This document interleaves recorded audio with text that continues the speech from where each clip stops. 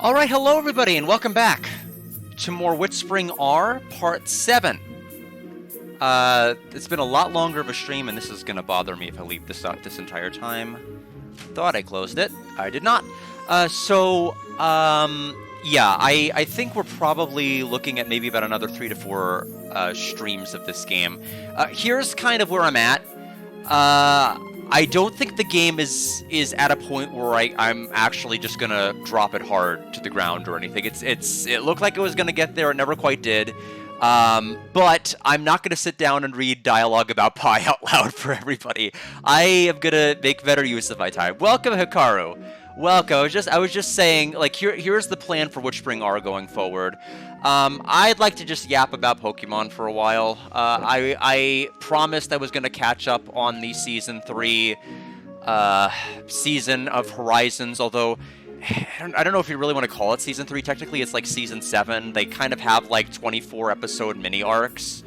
And so I caught up with, like, all of Season 3, which is about, like, 40-something episodes. If you want to go by my take, I think that there's more delineated story breaks at, like, the 44-episode marks for each particular one.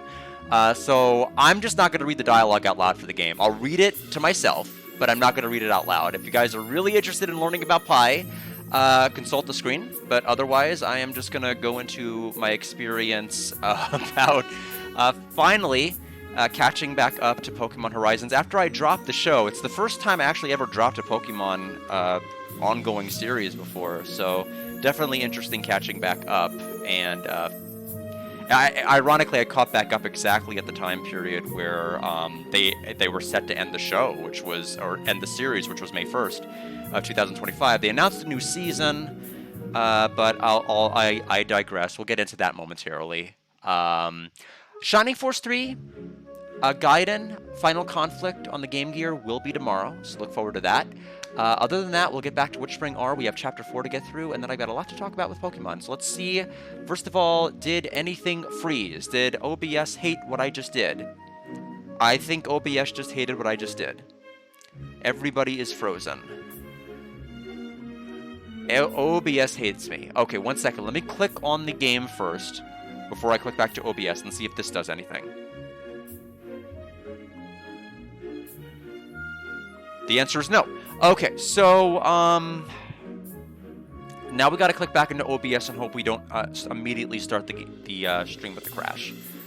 Let's go back here.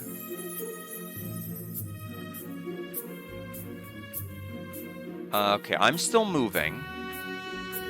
I have to give it another probably 30 to 45 seconds of wiggle room and latency before I can actually play this.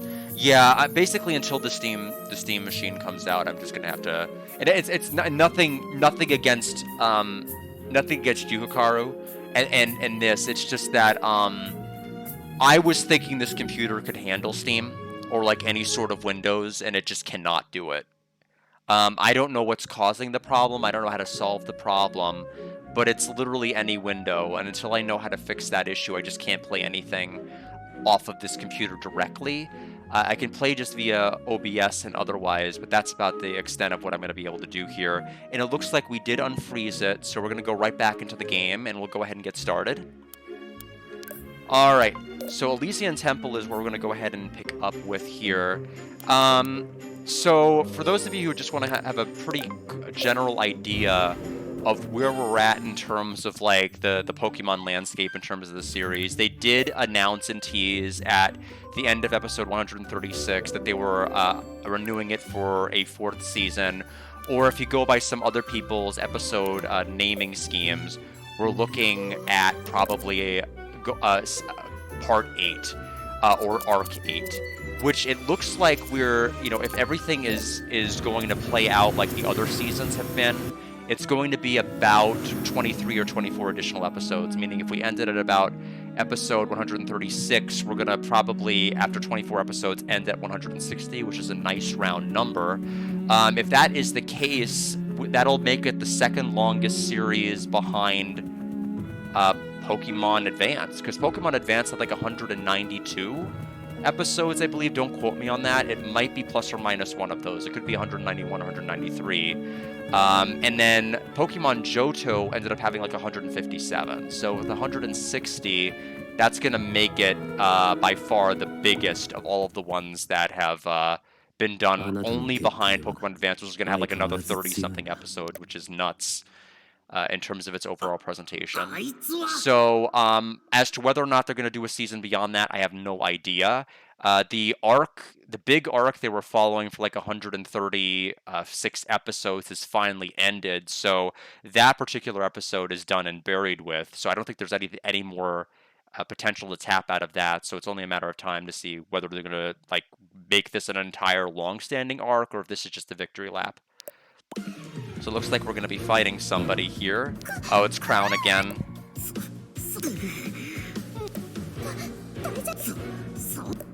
And ultimately, we're just going to say that he's going to be no match for us. Well, he has 89,300 health. He was the one that basically beat us last time. But basically, kind of go into some thoughts about Pokemon Horizon, since we're probably going to be in this fight for a while. This was a series that I felt pretty strong about the first couple of episodes, because I liked the main female lead. The only other person I've heard talk about this was Baron Von Jiggly, and Baron Von Jiggly did not like the main female lead. I feel like it's a pretty divisive character. She's basically a character that has aspirations of wanting to get close to Pokemon, but she is too afraid to take that initial step forward, which is kind of a personality trait that's been very similarly explored in several other Pokemon characters, but not exactly the same way that Liko has been. Because if you think about characters like May in the anime, May hated Pokemon. She did not like them when she started the journey, and she ended up being a coordinator and doing several of the grand festivals from following that. But it was never really in the cards for her to do anything related to Pokemon or enjoy their company, and it just ended up happening that way. Liko always loved Pokemon, but she was always kind of afraid to take that step forward. And so the entire initial first couple of seasons was all about getting Terapagos back to Rakua. Terapagos being the Pokemon that's in that crystalline form, which was actually the pendant that Liko carried for a while, but it transformed into the Pokemon later. And there's this mythical crystalline entity thing that we learn in Season 3 came from space. That is called Rakuem. And that is ultimately what... We learn a couple of things in Season 1. It's the main reason that the primary antagonist of the series has lived for over 100 years. And secondly, and more importantly for Season 3 purposes, it is something that has been utilized to... basically, it is like a Pokemon steroid.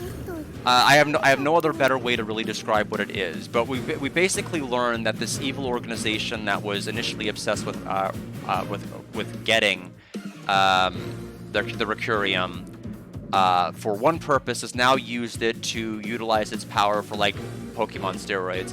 Basically, enhances their latent fighting ability, but at the cost of the bonds with the trainer that they have basically forged them with. The trainer's actions and their commands aren't really registering. The Pokemon just kind of run wild and do whatever their battle instincts are telling them to do. And that's kind of the big plot point for Season 3 is we need to stop this because they're now trying to mass manufacture Pokemon steroids and trying to prey on gullible trainers and people to use these to enhance the battle capabilities of their Pokemon, because not only their Pokemon super powerful, they're even starting to use moves that they can't even naturally learn. So it's all ooh, it's all this mysticism surrounding this, and we gotta stop all of this before it's too late. And I'll come to that point in a moment, because the anime really did not deliver very well there, and I'll explain why. The other thing is that the main group of heroes had stopped the Recurium threat temporarily, but they never were able to disable the core. And the core is pretty important, because the core is what was ultimately used to basically it can continue to infinitely regenerate. as long as it's there. And because of the fact that it just continually regenerates, the threat's like never completely gone until they're able to purify it. So they need the power of the legendary heroes, the 6 Pokemon that accompanied Lucius, as well as like 12 other terrestrialized types in order to effectively dispel the threat for good, is the way that basically Season 3 was presenting itself. Meanwhile, misinformation is being spread about the primary group of heroes being like, oh, they're the ones responsible for all the bad stuff, I guess. And this is really kind of where the negatives happen with the show. They don't do, number one, they don't really commit to the bonds being broken bit very well on the Pokemon side of things, and for one main reason. These Recurium spheres, these strong spheres that are going to be distributed to the public as like these Pokemon steroids, they actually don't ever get their mass release until like episode 130 something. Remember, 136 is the finale. We spent so much of the actual series and season like watching, this is the closed beta release, this is the trial one, this is this and that, and like a couple of people getting their hands on it, but they never had like the wide open release. Now, I'm all about watching Pokemon in their natural habitats and their relationships with other characters and things of that particular nature, but what really kind of bothered and annoyed me about Horizons is that they didn't really commit to it. They had like one trainer, oh man, what's the Scarlet Violet monkey Pokemon that has like the saliva that's used to paint? They had a plot concerning that one, and ultimately what ended up happening there was the trainer ultimately tried to get a strong sphere for their Pokemon, and everything that is involved with like breaking a bond ends up being kind of subverted in the end. Like the trainer notices that they are encountering a situation where they're realizing their Pokemon no longer has this soft expression on their face, and they look like they're in terrible pain and all of this other stuff. I would have liked for like if the Pokemon had destroyed the art that they created, or if they had done other things to show like there's some sort of a dent or a chink in their bond. And instead they just went full on with just proceeding as normal, and like everything's better now. We're promised to never use Pokemon steroids ever again. I'm like, okay, fine, I guess. But the other problem is that the whole turning everybody against the primary heroes, it never manifests in any particular way in the show. They're never delayed. They're never subverted in their ability to complete their quest. It's not, a couple of people might see their ship fly by and be like, oh, we don't like those guys, and then like nothing happens. They're ultimately not deterred from any destination they need to go to. They don't rescue somebody and then they're like, thank you for rescuing me, now please leave. We cannot have you here. You just can't be caught here. There's like no reinforcement of like any sort of negative long-standing consequences, either from the bonds being broken or from like the adversity that the main characters are supposedly supposed to have. So I felt it was like a very empty season that didn't deliver in any significant way. But for the ending, which if people have already like followed Pokemon even the slightest bit loosely and have been on Twitter lately, you probably have already seen the first confirmed Pokemon ball break to basically abandon their trainer, which I kind of commented to some other people I talked to, that it's kind of interesting. For as long running as Pokemon has been, every time there's been a Pokeball destroyed, it's either been the trainer doing it accidentally happening, or something going wrong during a capture to where the Pokeball ends up breaking. And this was the first time, if we don't count Grookey, so technically it happened in Journeys with Grookey and Jesse's Pokeball, but it's not even really Jesse's Pokemon. It came from the Gotcha machine, but Grookey smashed the Pokeball. It's the only other time in the series history a Pokemon destroyed their own ball, and that way to abandon their trainer. But I don't really consider Jesse to be his trainer, so I don't think it really counts. It's the first time the Pokeball was destroyed as a way to abandon their trainer. I felt it was a very effective scene. I'm wondering how Matt Mercer is going to deliver the voice, because he's voicing the main villain. And he wasn't the main villain in the first series. He was like one of those people that was like whose machinations kind of laid in the background and then showed up later. And so that's basically where we ended up with that. And so the thing is, I've seen people very divisive. Some people think this is the best villain that Pokemon has ever had, and I'm not of that opinion.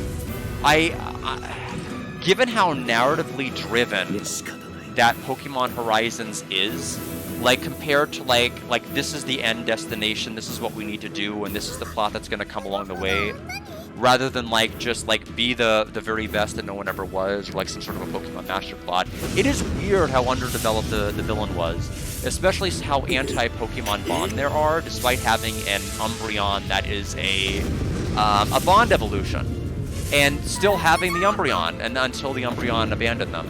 And so it's very, very strange. They don't explore the machinations at all as to how that works. Also, Pieberry is in a pinch right now. Sorry that I'm not reading everything out loud about what's going on here, but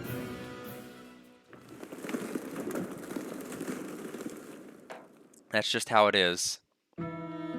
But ultimately, I would say with Pokemon Horizons, like, if there's any strengths that it has, probably the most consistently banger endings out of any season that we've had. There have been some ones with, like, very good standalone, outrageously good endings, like Type Wild, and La La La to Your Heart, and other things of that particular nature, but all of the 5 endings we've had have all been good. And we're about to get a 6th pretty soon. And by pretty soon, I mean probably in like 2 weeks, because that's when they're going to air like episode 137. So we'll have to ultimately see where we're going. But whether it was purposeful or accidental, I do like that the final villain was only shown to use their Umbreon at the end. That Spinel was only shown to use Umbreon. We know that Spinel has other Pokemon. We know he has the Magneton and Magnezone. We know he has the, I forget the name of what it is in English, but it is this in Japanese, Obem. It's that like space-looking alien Pokemon with like the little gems on its face. We know that he has that. We know he has a lot of Pokemon that are out there working in the background and doing different things, but he used none of them. Whether that's a testament to his lack of believing in Pokemon bonds, or just the writers being like, okay, we gotta wrap this up in one episode, how the heck do we do it? It was probably that. I do think it was still a nice touch to not have him use any other Pokemon, to like not even think about relying on them in any way. But I don't know. I mean, his motivations are extremely not there. I really, really wish they were developed a little bit more, because basically he's just a villain that aura farmed for all of Season 1. And then when he became in the position of power in Season 2, aura farmed, and then like nothing ended up happening, I would argue, to any significant degree. They needed some level of adversity, either people turning on the Rising Volteckers publicly, or some level of adversity with Pokemon bonds. They should have already started Season 3 without having all of these beta, alpha releases, the featuring Dante releases, and everything else. They should have just had it released and had them go around and cleaning up the messes before going straight to the source. That would have made for much more compelling, digestible drama. I would have been much more happier watching it if that were the case. I'm not going to say it's like full Ma, like Heidi, where like it has no adversity whatsoever. It clearly has adversity, but I felt like it pulled its punches so much. It made like everything come down to the final battle, and so of course it couldn't deliver. Of course it fell apart. So, I like the series probably the least. I know Black and White is probably up there for a lot of people's worst Pokemon season. It is not up there for me. It's one of the worst Ashes we've ever had. I think in terms of a number of respects and just kind of like how hard they rebooted him. It was like really, really apparent they rebooted him and Pikachu. And like not only that, but they got rid of his Volt Tackle and everything else. A lot of like his iconic stuff in order to learn like the Electro Web. But like Ash got a ton of Pokemon that season. Ash got so many Pokemon. I think by episode 17, he had a full roster. He had a Pokemon team by episode 17. That's unheard of. That's never been done in any of the seasons leading up to that. And if you're a person who likes watching Pokemon because you like watching Pokemon and their antics, let me tell you, having a full party early means you're going to watch more Pokemon personalities clash and be exhibited and be developed over the show. So in that regard, I thought it was wonderful. And like every aspect about Ash's intelligence and battling, I think it is pretty bottom tier. But that's, I mean, Horizons is just consistently either meh to not good, except for its endings, which I will defend. That's more or less my onions about Horizons, but I think it really could have benefited from stronger character motivations.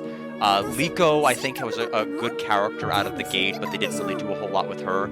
Roy sucks and was terrible. He was always consistently terrible. He was always loud and annoying, and so he started loud and annoying, and he ended loud and annoying. He had some mini development along the way, and he started Season 3 with a shiny Lucario out of nowhere, which is like, heh, don't you want to watch to find out he had a shiny Lucario? And I'm like, yeah, mildly.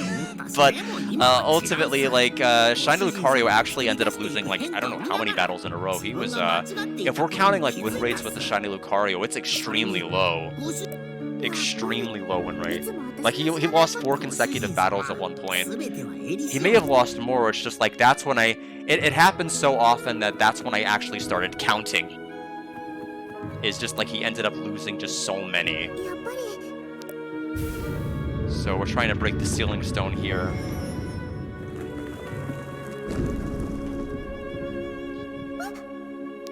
It is a shame that so many of the older seasons, like if you look at Advanced and Johto, so many of them are still unsubbed. So many of them are like still unsubbed. You'd have to basically rely on like machine translation. Or watching the dub, which the dub isn't bad. Like Advanced dub's not bad. I think it has a decent dub. Obviously, you're going to miss a lot of context for some of the Japanese-only jokes. Although there are not nearly as many of those in the later seasons as there were in Kanto, for very obvious reasons.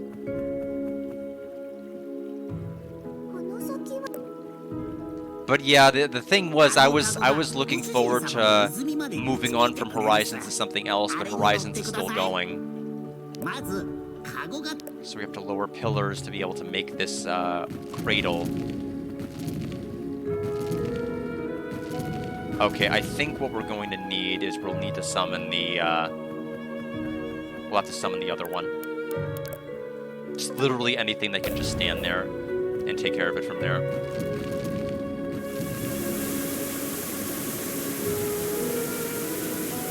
Okay, that looked like what we needed to do, so we're in good shape there. But yeah, lots of shinies. If you like shiny Pokemon, then you might like Pokemon Horizon Season 3. There were more shinies in Season 3 than I want to argue 1 and 2 combined. I could be wrong on that. Electrode, of course. You had the Black Rayquaza, the Lucario. There were some others. But pretty intense. Pretty intense stuff.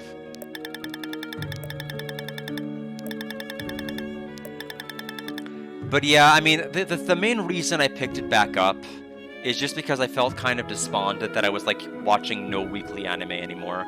Ever since Yu-Gi-Oh! Ended, March 31st, 2025, and probably seemingly for good, because Takahashi's no longer at the helm. I basically had nothing else to watch other than Horizons, and then I'm like, I don't like this, and so I caught back up with it, and I still don't like it, but I'll stick with it.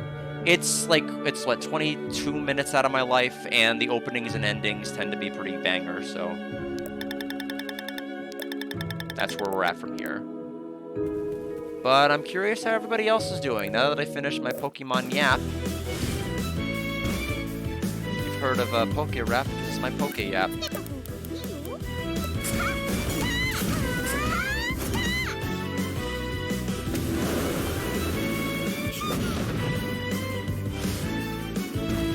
It is interesting how the enemy in this, the one that we just fought, almost killed us. As far as like a mainline story. Not this one, but the one right before. I guess they want you to have like way, way, way higher defense.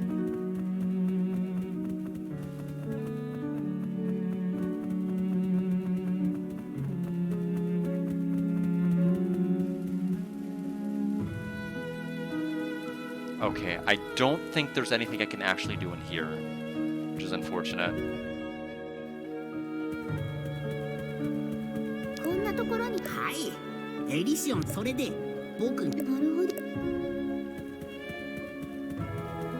So now we'll go ahead and ride this.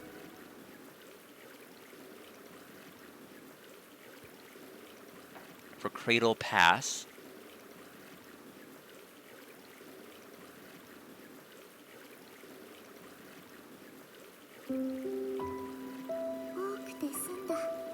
Yeah, I mean, I really wish I had more to say about Pokemon Horizons, I just don't.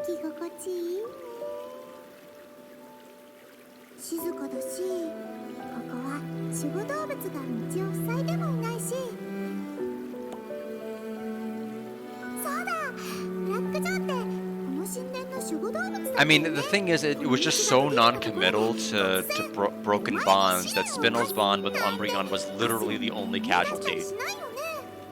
Even that one trainer who had the, what's that red dog Pokemon's name?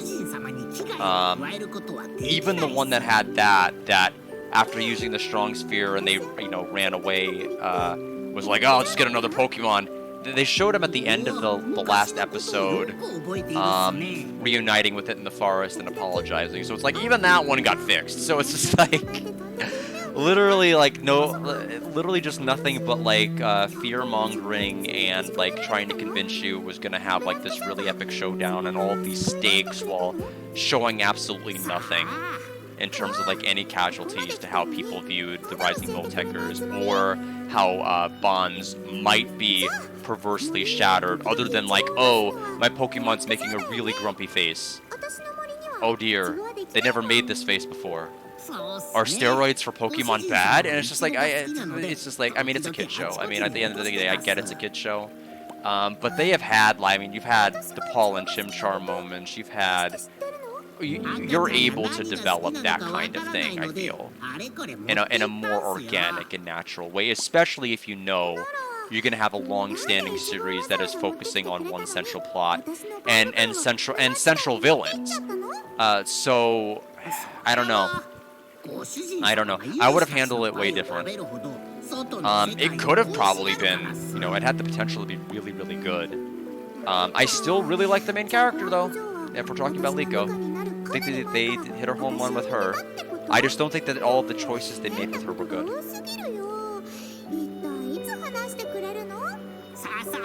But yeah, that's ultimately where we're at with Pokemon Horizons.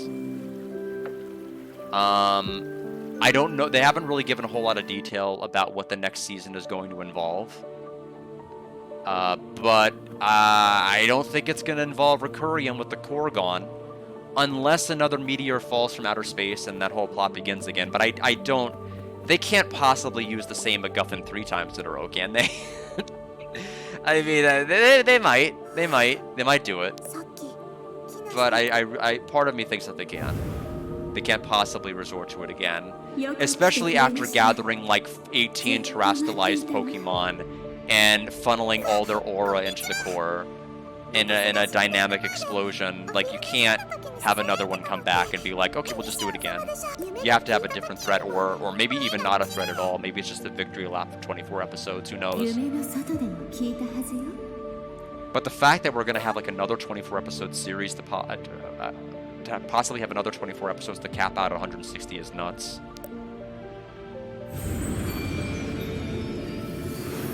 I'm only assuming it's going to be 120. I'm only assuming it's going to be 160, because 24, which seems to be the normal amount of all of the other arcs, would leave us at 160 even, which seems like a good number. You could end at like 157 like Johto, something really strange.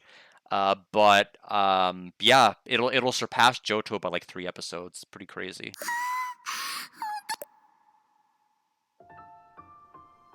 So we have Elysian.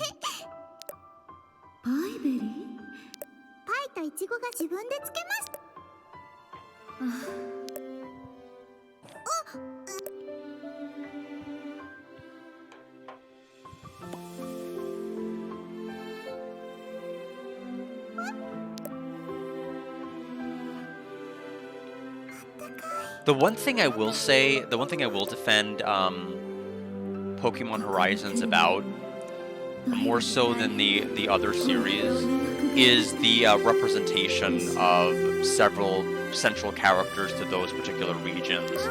By Season 2, you basically got to see all of the Elite Four fights. You got to see all of the gym leaders. And just within the second season, like, you got to see all of them battle in various capacities, some of which the main characters actually did battle. You got to see the champion battle and a fight against the champion. You know, you got Area Zero. I mean, a lot happened in a show where ultimately nothing happened. So, if you're interested in being like, oh, there's this character, or oh, there's Penny, or oh, there's this, there's that, and it's like, yeah, you'll see them. I am curious whether Umbreon is, now that they have abandoned Spinel, will end up with Penny. I mean, that's my guess. We've seen Penny use 4 different Eevee evolution variants, but not Umbreon. Makes sense to end up with her. But that's just what we'll have to see. And I'll have to see very, very slowly, because I can't binge episodes anymore. I binged like 41 episodes because I only saw like 3-something of them before I'm like, nah, this isn't for me. And then I caught up and I'm like, okay, it is for me. I have to watch a weekly something, and I've watched 1,100 something Pokemon. Why not 1,130 more of them? So that's basically where I'm at with it.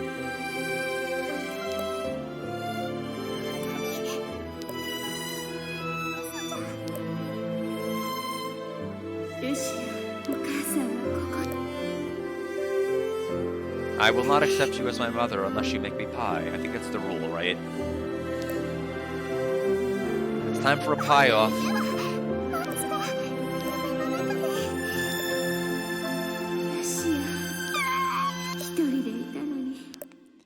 I like that I was expositing about Pokemon for most of this because I didn't want to read text about pie, and now that I'm done talking about Pokemon Horizons, it's about pie. I could have. My timing was terrible. Should have waited.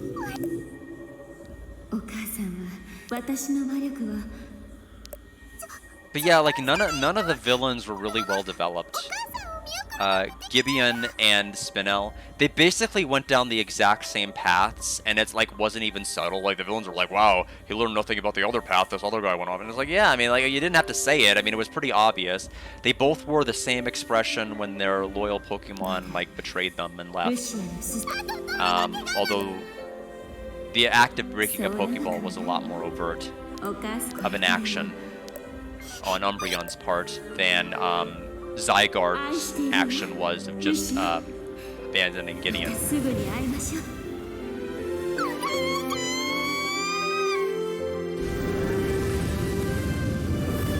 See, this right here, more emotional than Pokemon Horizon.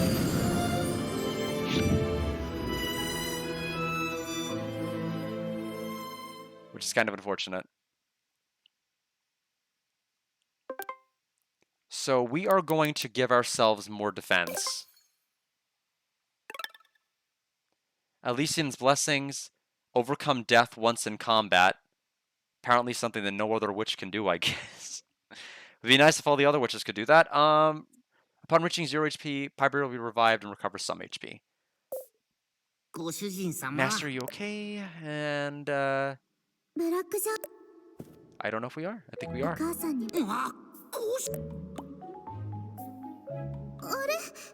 Okay, our outfit changed. We changed.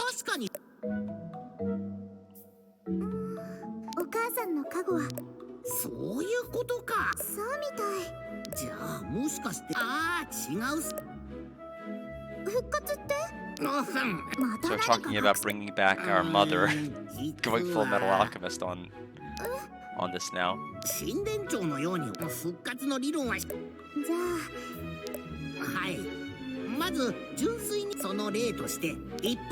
At some point, I really do need to like fully commit. It's difficult talking about Pokemon and other things when I'm also streaming because my attention's divided. I'm not fully thinking about everything that's going to come out of my mouth as I'm doing it.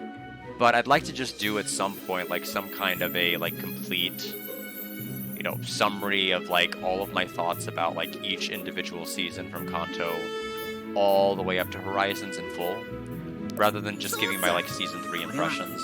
I do think the best season of all of Horizons is season 2. Although I like the debut of Liko. I like the 3 episodes that Liko debuted in season 1. I do think that season 2 had the most promise because it had the characters kind of branching out and being their own. Because initially it's just like, before there were like children who kept kind of getting bailed out of situations because, you know, they're children and they have to be bailed out of situations. But it makes for boring media when you don't have children saving the day of everything in a show that's oriented with the children's protagonists. So you need to have some sort of a compromise. And so when they went through like a Pokemon school arc with learning about terrestrialization and that entire arc, with all of the gym leaders making cameos and all of the Elite Four and the Champion and everything else, I felt like that was probably the best it had to offer. It organically and interestingly introduced all of the characters and showcased their fighting styles and everything else in like next to no episodes. Like almost immediately you saw like everybody in the Elite Four, all the gym leaders. I'm like, what the hell is what's going on here? Why is everybody coming up? But I mean, I have so many thoughts and hot takes, like how Harley should not have been introduced in episode 100 something in advance, and why he would have been a much better villain earlier on, and other things like that. But who knows when or if I'll get to that. I'd have to be able to string several sentences together that are logical and coherent. I'm not very good at that.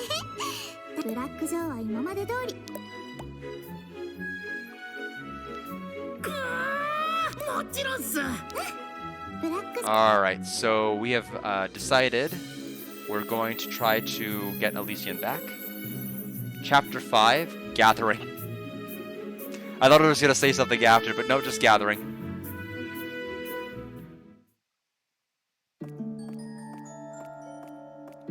We're at the Popes.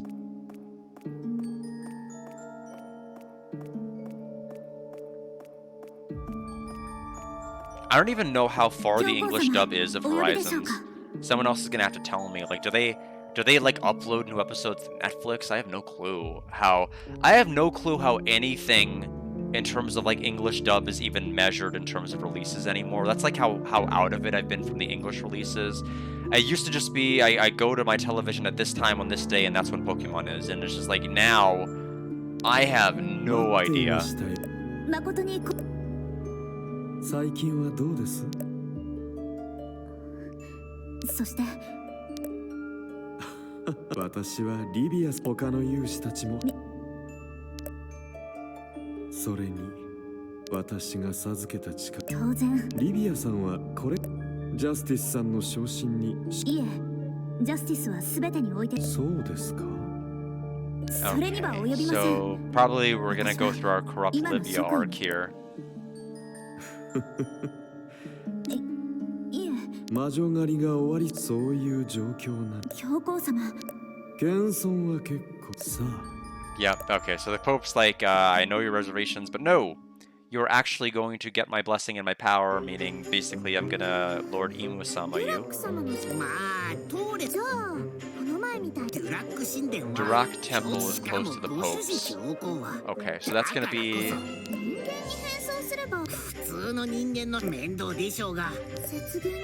Okay, so we're finally gonna get access to the snowfields.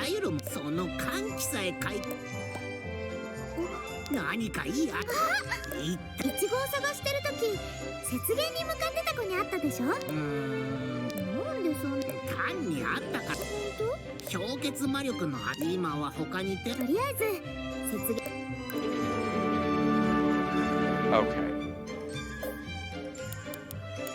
The problem is I don't know that girl that we're talking about that well.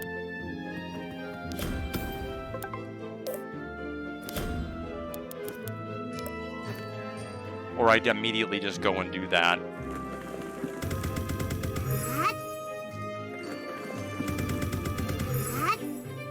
Go right to that location.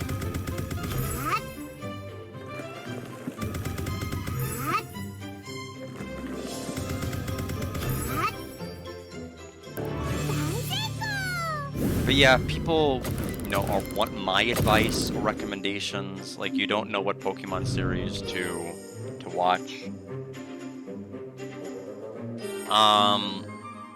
I would mention, like, if you're like pretty new to it and don't know where to begin, season 1 is always going to be a high recommendation for me. And then, if not that, Diamond Pearl. I'd say those are probably my top 2 seasons to recommend to a newcomer. Just because 1 just has everything. It's just such a good show. And Diamond and Pearl has a really interesting rivalry. Really good rivalry. And foundation for 1. Yes, she did grow up. Yeah, we'll sleep, because I don't know if my HP is healed. What's life been like for you lately, Hikaru? Have you been up to anything or playing anything?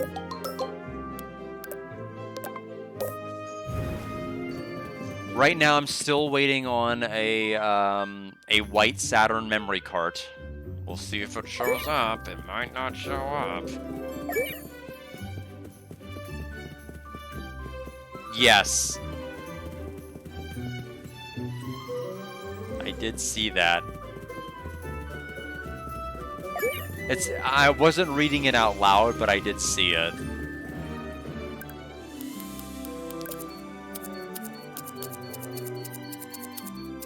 So Snowfield entrance will go... We can't quick travel there, but we can go to Merchant's Road. It is unfortunate, though, with this. Since I know I'm max level, there is now 0 incentive to do pretty much anything. Different? How did you know it was me? Okay.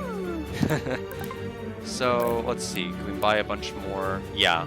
Oh, he just gets, like, infinitely more in his inventory, it seems like each chapter. Like, each chapter he just has more and more.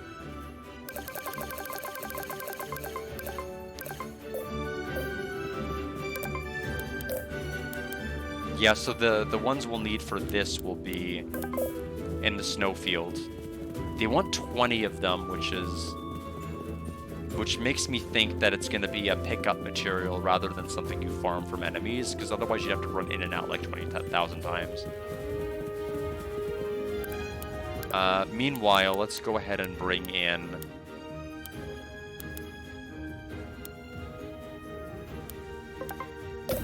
you.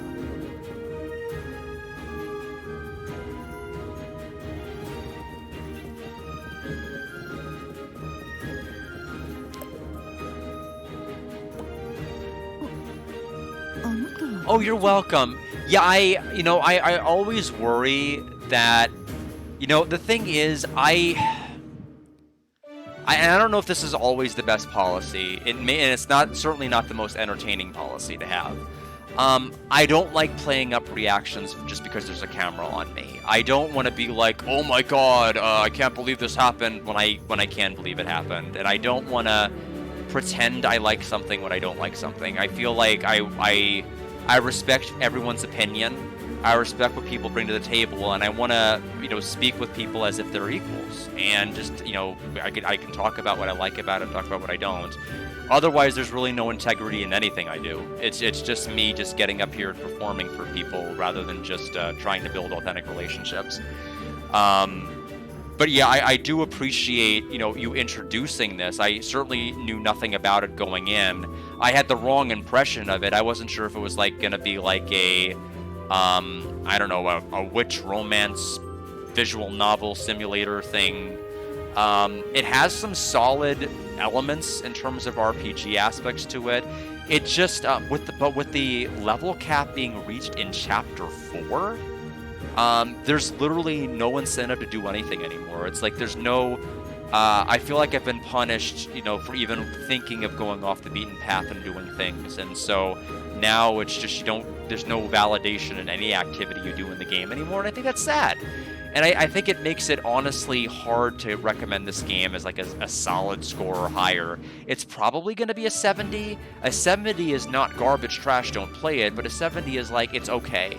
It has, it clearly didn't hit the mark of getting anywhere close to a solid, and the reason is because, like, despite all of these safeguards from keeping you from being more powerful, like gatekeeping how much EXP you get, and not being able to repeat encounters to farm EXP, I still hit the level cap anyway?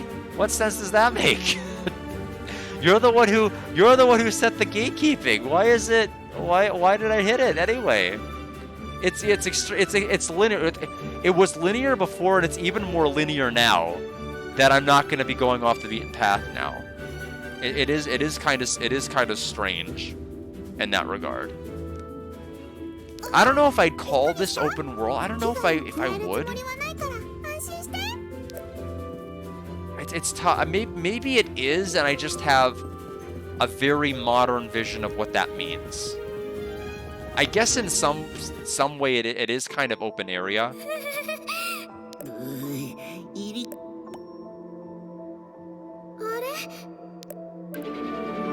Investigating the snowfield.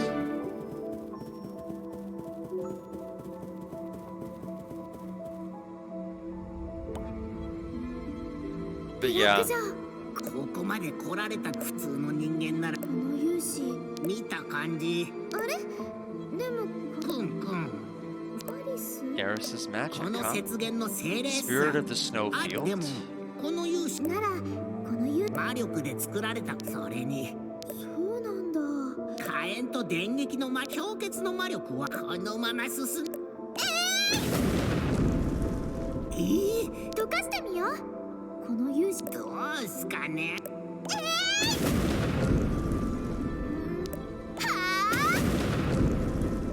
It's because we didn't grind our magic. That's the only reason this isn't happening.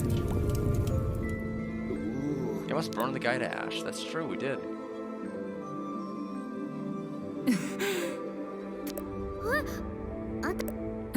Oh no, Robin? Are you a witch hunter, Robin, perhaps? We got the anime? 本当だってば魔女狩りなんかには興味ない Just the guy who cleans the dungeons wearing that, I guess. それにしても脱走雪原に灯そうだよでもちょっとそっかもうルナはじゃあルナに会う方法はないの Very odd. Somehow my other computer got disconnected from the net. Seems like everything is fine overall with my stream. I don't know why the other one got disconnected. Very odd. 俺だって本当に時々だけどルナがイチゴよしだけど気をつけて Oh, I bet that one character we kept walking by is gonna be Luna. Not my Luna.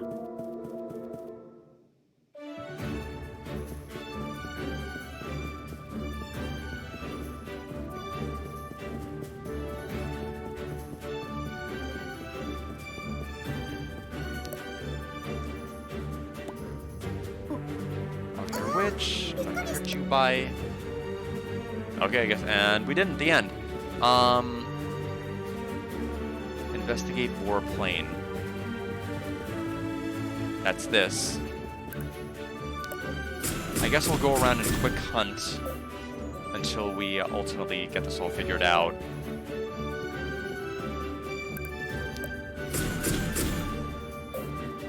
But yeah, I mean, it is tough. I feel like we're past the point of having any good... I think Pokemon Horizons has basically shown itself to be like, everything is going to come down to the climactic showdown. And there's not going to be any intriguing midpoints along the way. They're just going to keep pushing it along until the last possible moment. And that's why I ultimately felt very, very unsatisfied just watching Season 3.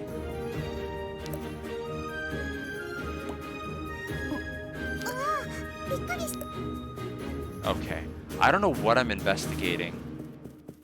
I guess we can go up and left. I mean, it's the only area I guess that makes sense to do.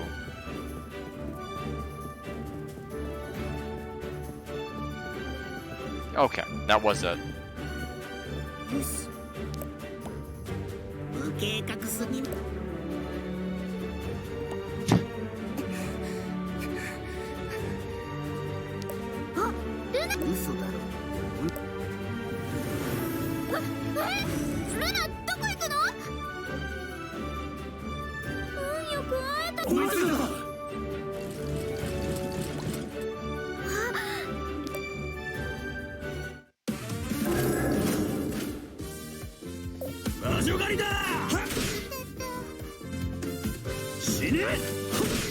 It's crazy how fast they are.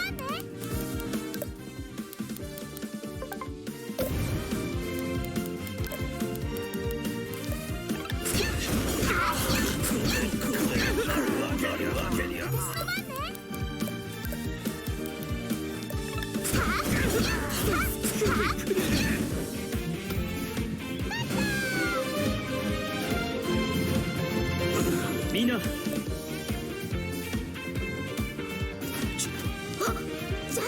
初めて見る彼女だ。それが上級勇者の率いる最高危険レベルと。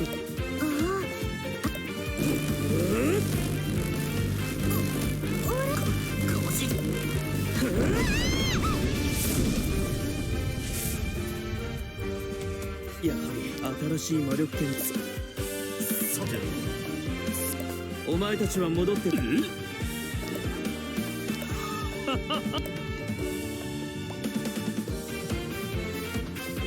嫌なよ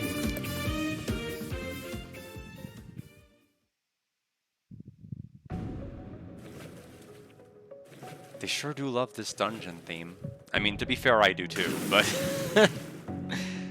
it still surprises that more. 水たまりの底がそれにしても水の中に飛び込んで戦闘が長引いてた。周りにとはいえそもそもどういうジャスティスはただ単に教皇が剣に宿らせた。でも So I wonder when we're actually going to be able to go to the ice fields. Clearly we're teased about going to it, but we can't go now. It's probably going to be later this chapter if I had to guess.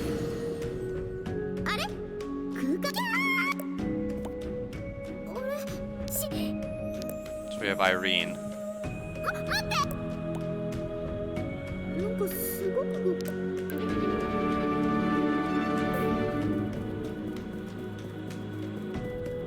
Okay, nothing over here. We'll just walk as normal.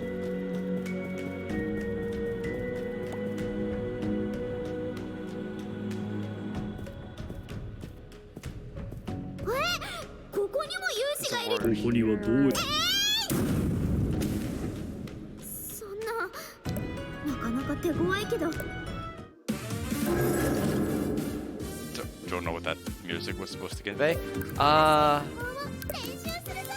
So I'm assuming game over.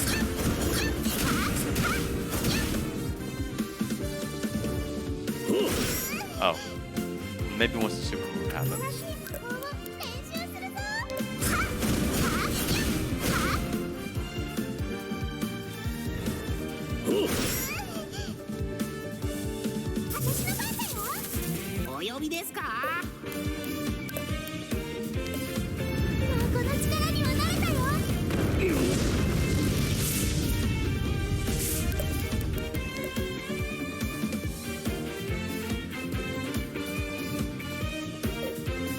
We'll use this in case. Oh, it re-triggers automatically. It triggers. Okay, I don't even have to use it. Awesome.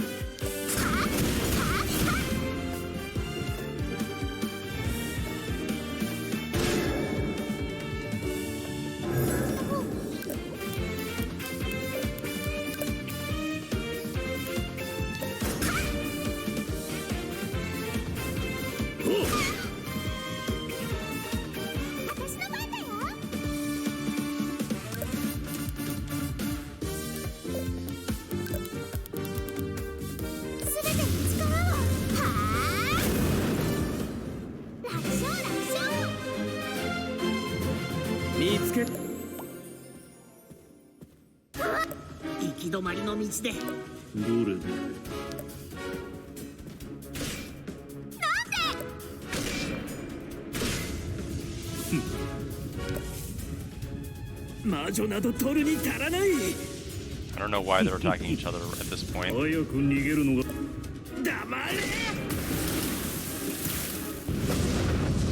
don't understand if, like, he was a witch, but he's not.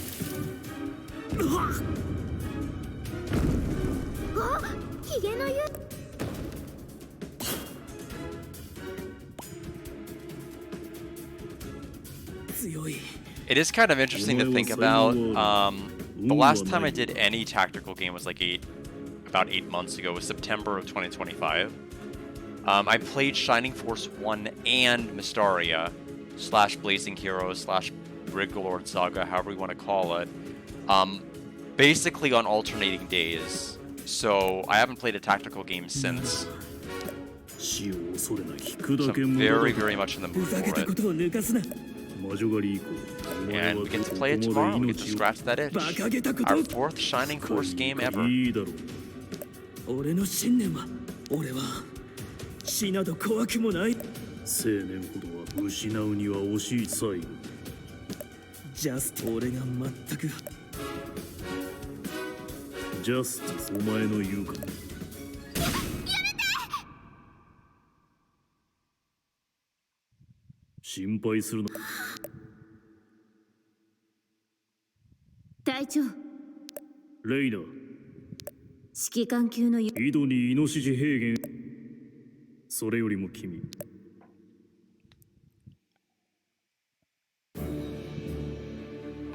Death Squad Lair. Alright. Alright, we're gonna hear them oppose the Pope. In just a moment. Let me go ahead and hydrate all of you. I'm gonna get some water.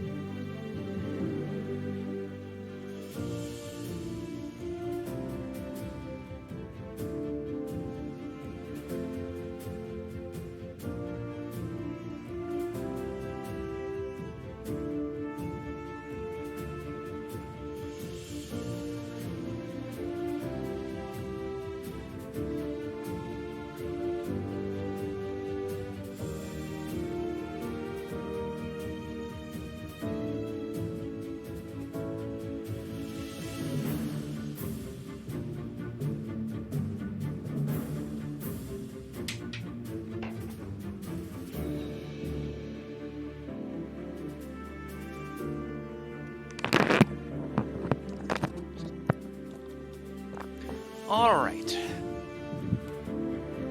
Let's get back into chat.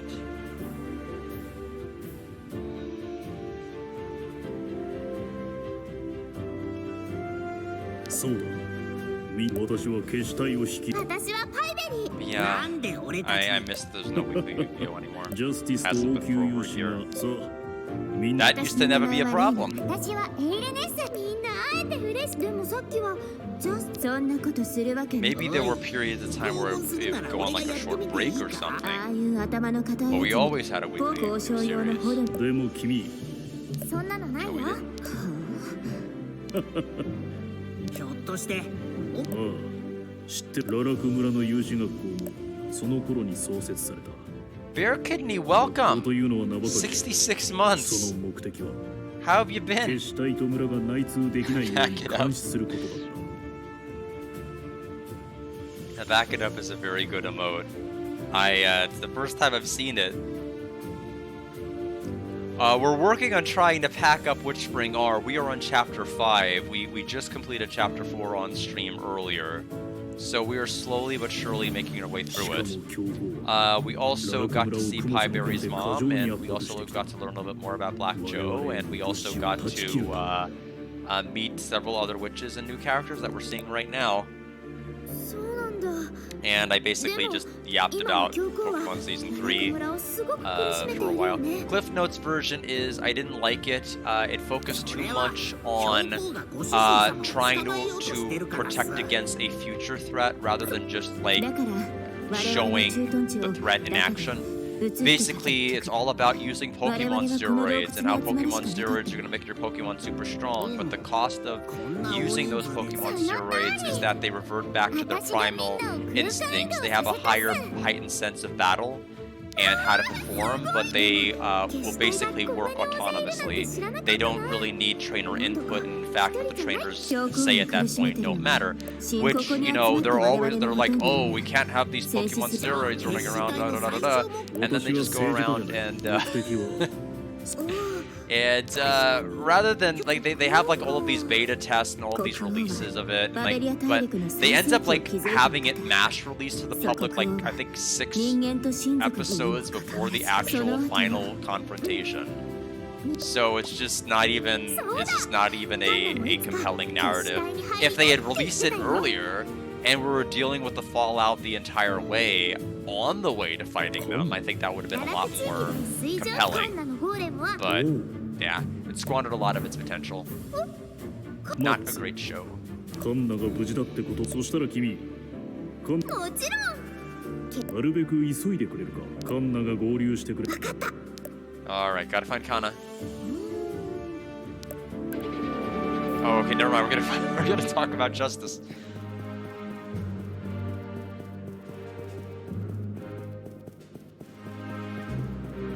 Okay, I thought we could get to it through that wall. Apparently we cannot get through it at that wall.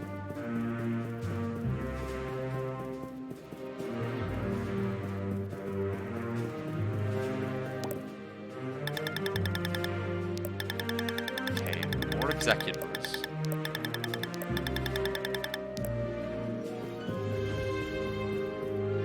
Doesn't even get his own jail cell, he's just like out here. 何をまさかみつさ、私一体どうしてすごっ。そんなことより近すぎるどうして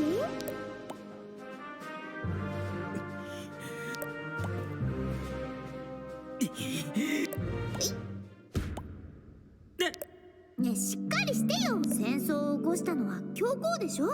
だけど俺のあんたはお父さんが魔女に。何を言われようが関係ないあんたはなん誰かのせいにしたいのはわかるよ。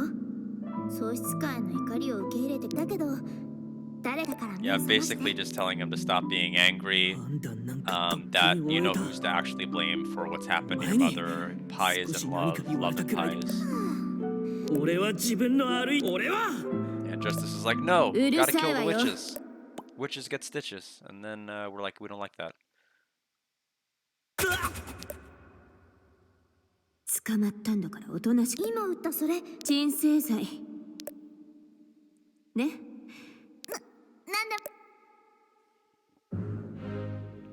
少し様子を見た。特に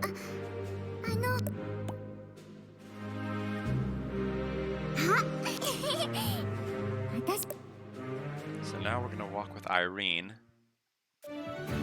Oh, it happens automatically.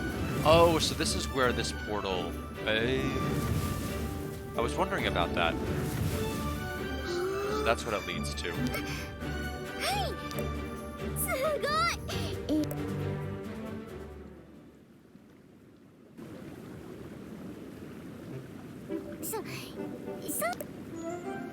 ところで私は両親は私でも悲しい勇士たちにお母さんとお父さんはそれからでももう大丈夫魔女は生まれた時にもお母さんとお父さんはそうだ先輩もちろん魔力を一点に集めてはい先輩上手 I was hoping it was gonna be like a mock battle where we're teaching her magic and then we just immediately pummel her with a sword, but nope, this is gonna be a cutscene. そうそう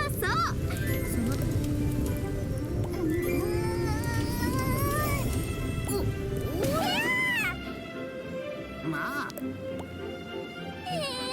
練習したらす本当っすかもっと頑張るっす今はやめといた方がいいっす。ここは強工場に近いから危険っすよ。じゃあ洞窟の中で練習するっすそしたら爆発するたびに洞窟がさ Alright. Matt's house.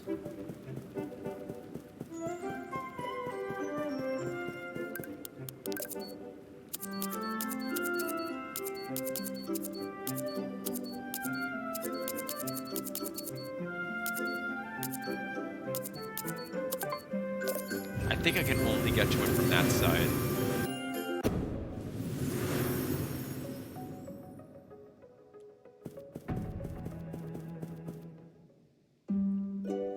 Unless there's some other way to quick warp there that I just am not remembering.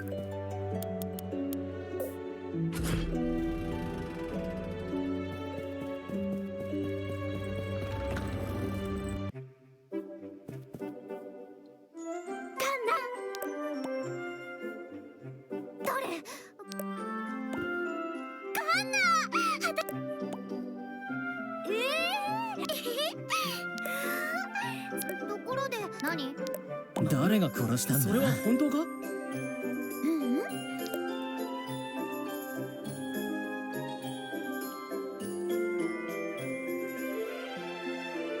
れ父さんが消した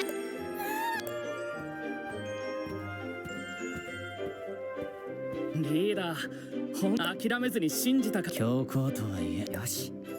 僕もゴーレムの整備に I am さらに力を入れるぞ。 definitely interested in the Lufia game that Alex has redeemed being next.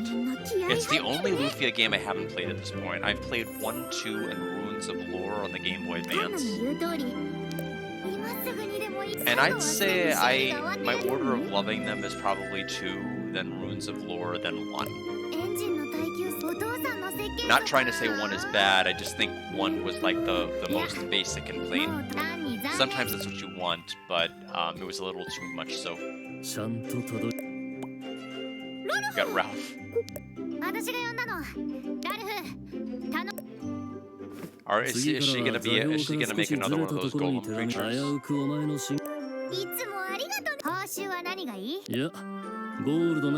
Okay, no, he wants the golem creatures, but doesn't like it when he's gonna contribute towards.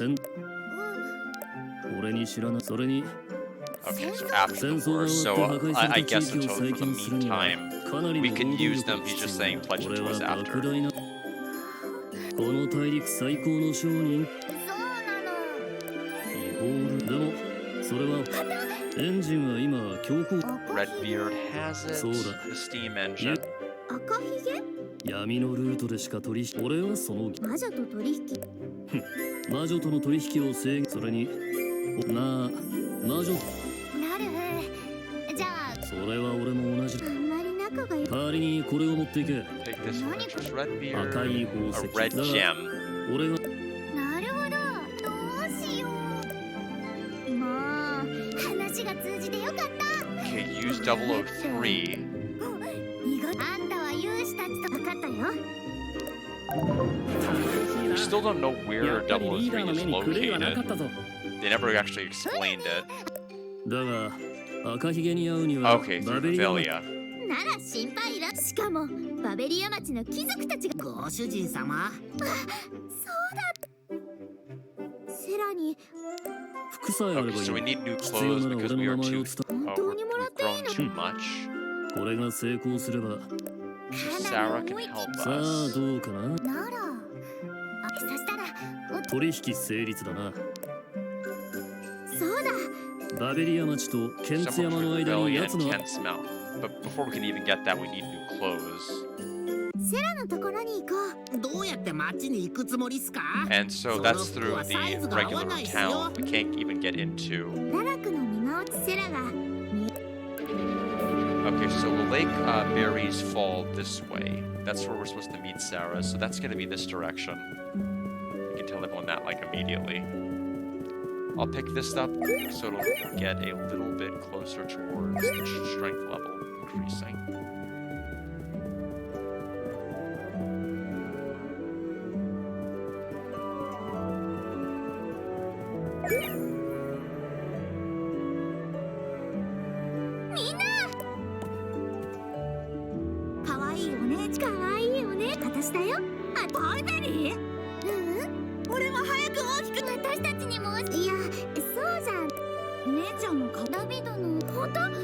Okay, so Sarah's sick and was poisoned by berries. 命に別状はな中毒っすか？それでなんだけどゴリラグサ Gorilla grass. 水牛ゴリラのおでこに生えてる Grass that grows on the forehead of 解毒 water で水 gorillas 牛ゴ can リラ help.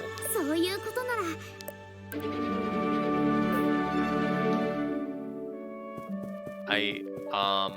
Northeast lake. Is that one I've killed multiple times before?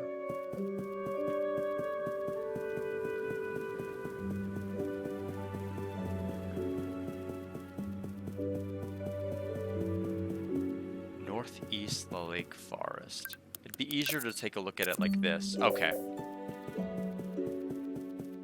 I was about to say, the northeasternmost part of this is the mine. Okay, so it is the gorilla that I've killed previously, which never dropped this item before. 私の番ね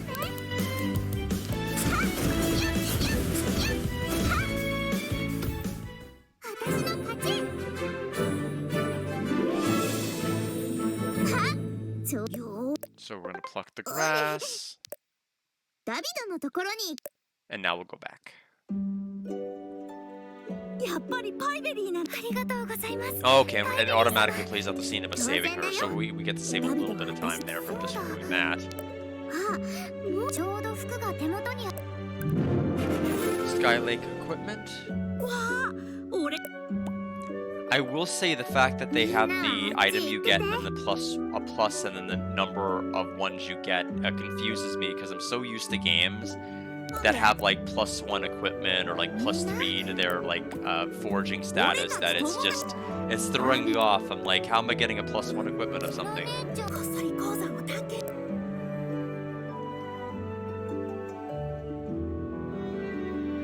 So that's our new outfit. どうですダビド違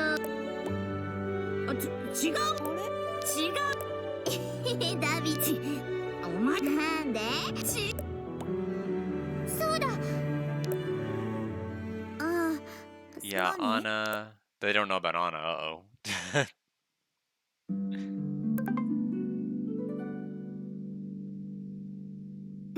なんだって嘘だ I don't know what pop-up that 悪い勇 was. 士たちめ I thought I was having to hit something to make the black screen disappear. I didn't realize there was going to be a text box there, so hopefully it wasn't important. Even on looking at my VOD, I can't see what it was. It disappeared so quick. 勇士になる夢なんか。みんな But I'm assuming it's something to the effect of Pi Bear explain what happened to 私 Anna が to the 絶対 kids に or も something う like 二 that. 度と私たちがパイで気づいた必ず If I had to guess and be right about my guess. と少しカンナの話をしたら So 久 now しぶ we り need に to go to our house.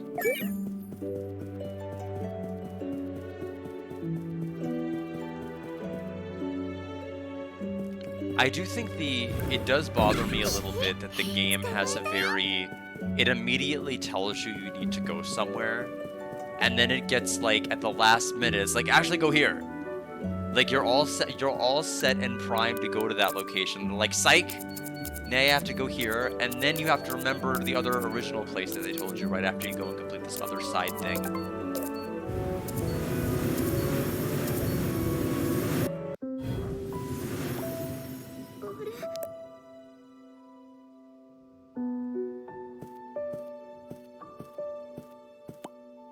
白い魔女。村人たちにここでは誰も何なのアンナが子供たちにパイを分け、それなのにだから私人間と魔女がなこの村は今さら何そうだ、かつては。だが彼らは、残った俺たちは力を持たないもの、恥ずべきことをし、彼女を追悼する。 Alright. So I understand their cowardice. この言葉がでもアンナの親切心それから本当の Oh, お母 she さん even にな used った the んだ word cowardice. I'm like, 一 good. 瞬だったけど It's the right word. 胸が張り裂けそうどんな気持ちかは私も天国から応援してベルシュタインおじさんのところに行って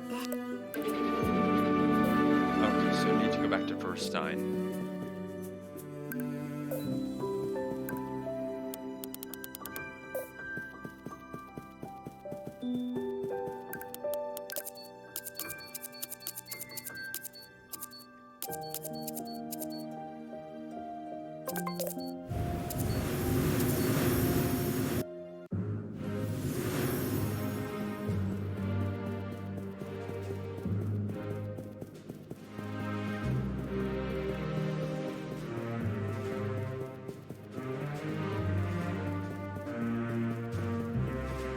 Actually, I don't know how much longer I want to commit to this particular thing.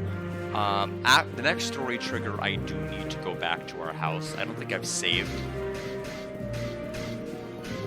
the entire time we've been live, so I will have to rectify that, especially since we cleared an entire chapter.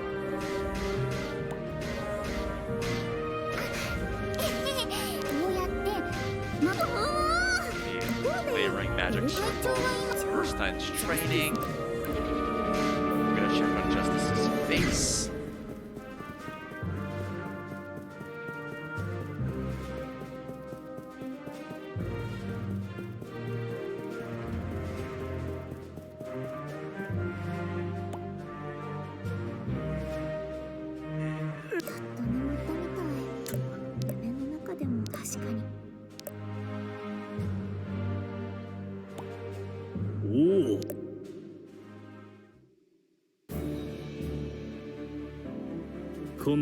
Caught up with Verstein.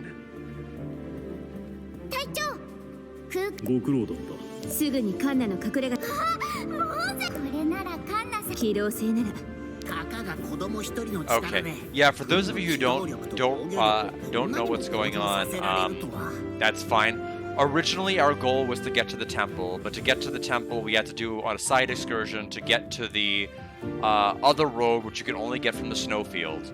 But you can only get to the snowfield by befriending certain individuals. But you can only do the individual thing by going to the town. But you can only do it to the town by making the actual clothes that fit you to be able to do all of that. Which you can only get the clothes that fit you by defeating this one monkey. So it's like slowly climbing back up the ladder, it's like kind of having to reverse synthesize every single story trigger. It feels like the opposite of progression, because you know there's always like one additional link that they can add to the chain as you continue to play. And so it's a little daunting to have story triggers done that way, because it's actually awful, because it keeps in your mind, I still have 6 story triggers to go. Even if you're not checking any sort of a guide, you're like, I'm at least 6 steps away from being able to do the thing I actually want to do, and it just makes you all the more aware of how many things you're having to do. 先輩が教えていいね。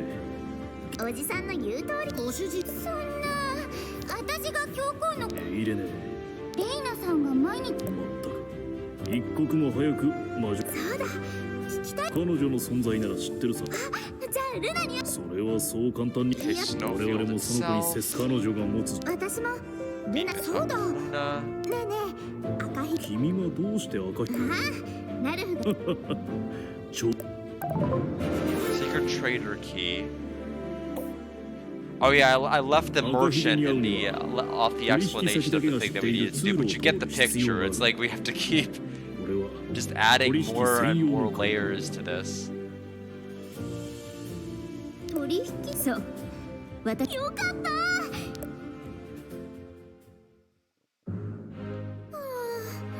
この洞窟から南バベリア街道から西にまっすぐ進む。わかった Okay, so we can finally go.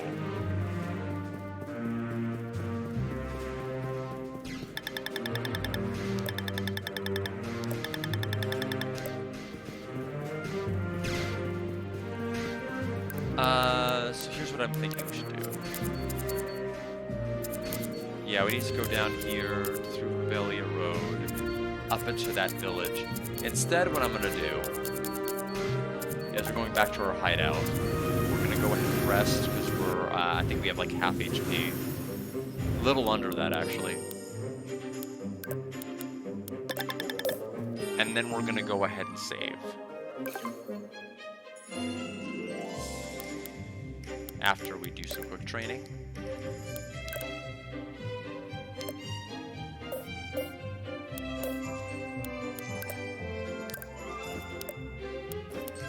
Yeah, another 2 weeks until Pokemon.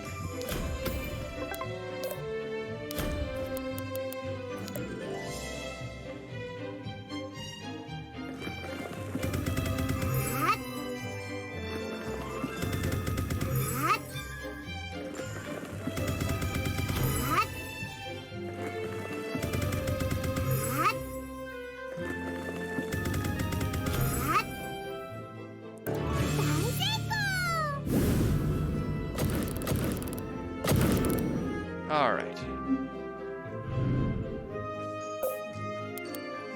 Save.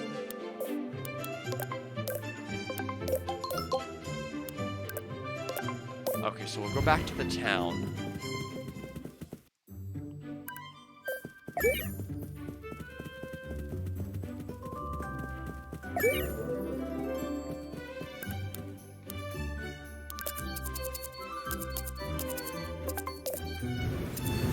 We still can't go to the snowfield yet, it sounds like, so... Not until all of this is said and done.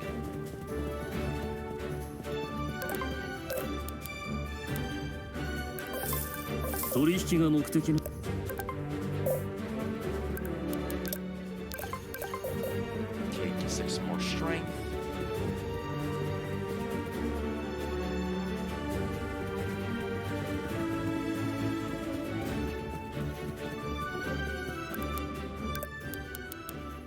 We'll summon Brilliant just to move faster.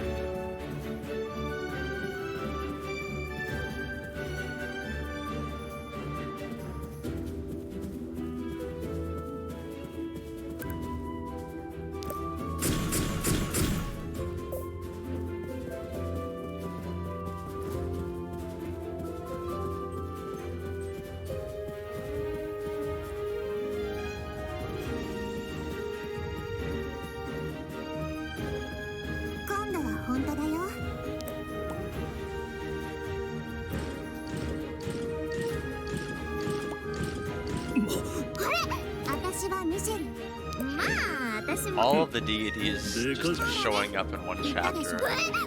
勇士たち。おお、そうみんな。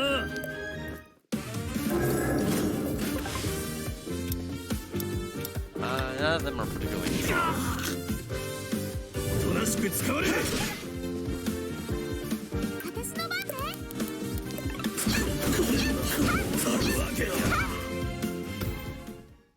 I was thinking that soldier in the background was the actually part of the fight.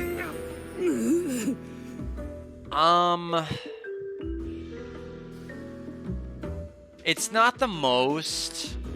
I feel like it's definitely feasible if you ignore a lot of stuff and like just don't.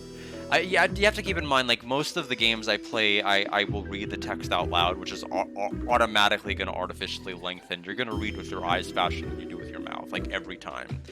But I feel like this is a situation where, you know, I'm definitely incentivized to go through it a lot faster now that I know that none of the fights matter anymore. They stopped giving out EXP. There's like no point to going anywhere unless I want to craft other stuff, and I can do without it.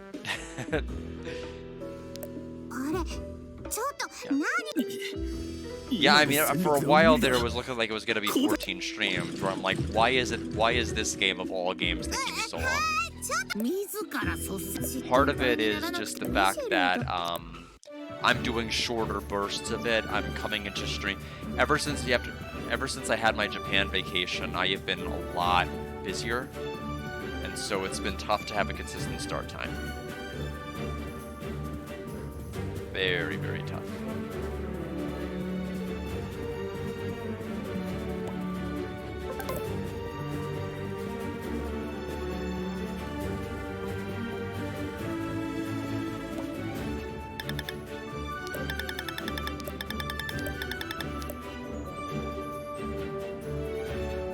So we have the entrance to Failure.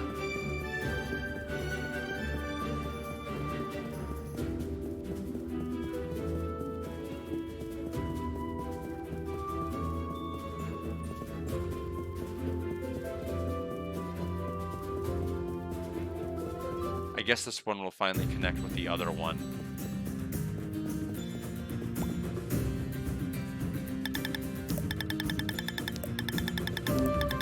Okay, Executor. Okay. Unless we can fight them. Okay, no. And quite frankly, I forgot. There's no point to fighting them. There's no EXP anymore. Yeah. Old habits die hard. See, I like how I said that while immediately trying to summon a pet while forgetting that I'm supposed to be in disguise. そんなに大きなそれだけ多くのついにここまで来たのこの付近では分かってるご主人様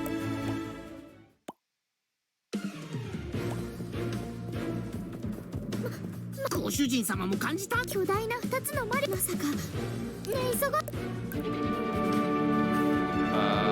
Okay. They're making me point this way, but I don't think I can actually go this way, right?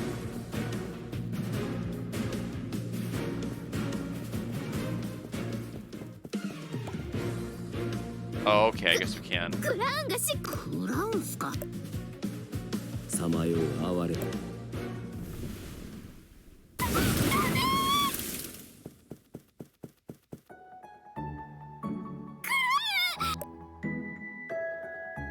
お前が言いたいだが偉い彼女はすでに霊子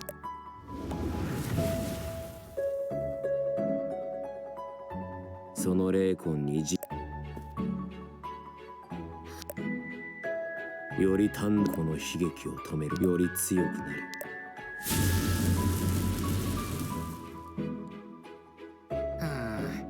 これはな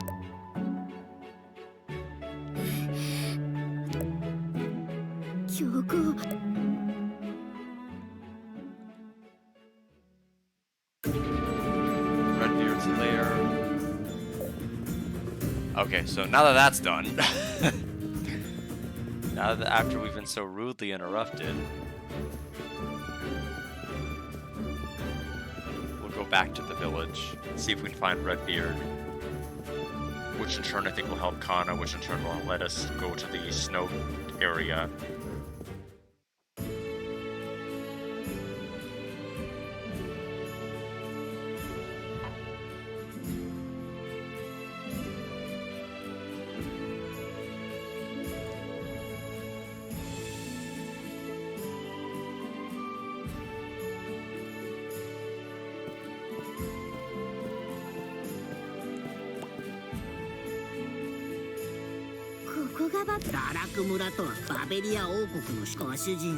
So, new Yu-Gi-Oh! Ban list dropped for modern formats. So for everybody who has been waiting for Metamorphosis to come off the ban list for the last 20 years, it is finally off. And Premature Burial is also back. I know those cards because they were around when I played, but everything else that's been added, more or less, I have no clue about. So, yep, fun stuff.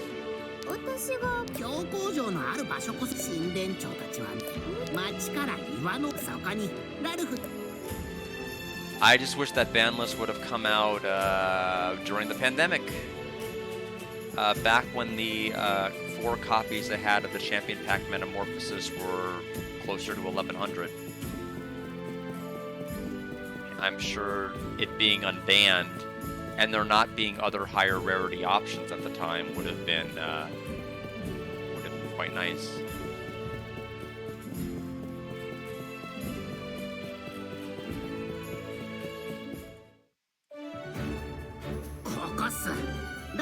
So Redbeard's lair is here somewhere.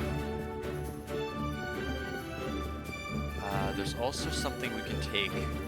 Well, I don't think it'd be mandatory to have our pet here, because this is kind of pseudo-missable. Not really, but I'm assuming this is going to be like a fight.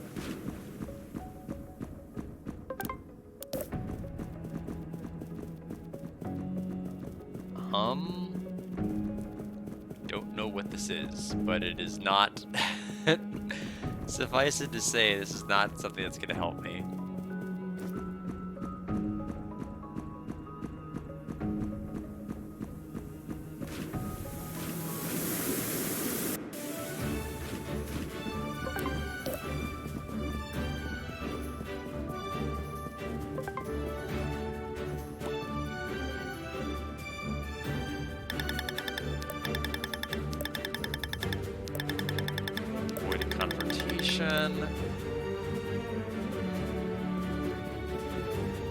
So that has to mean that we have to go this way then.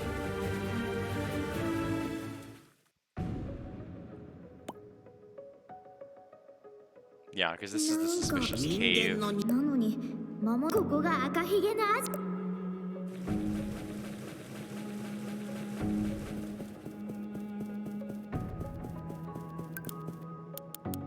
Secret trader key.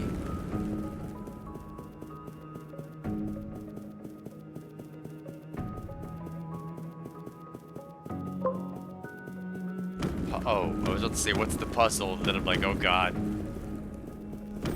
Well, that balance was so strange. That's not even correct.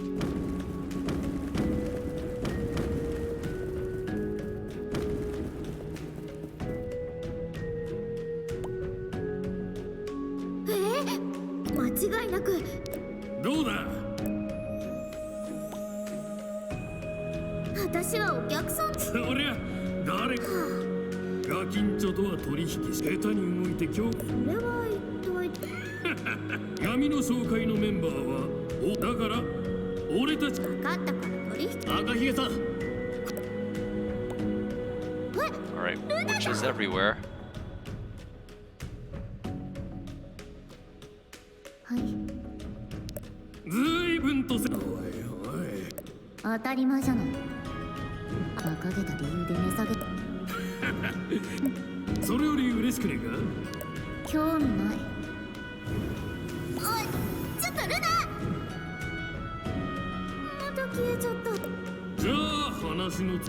私はま So the prototype steam engine.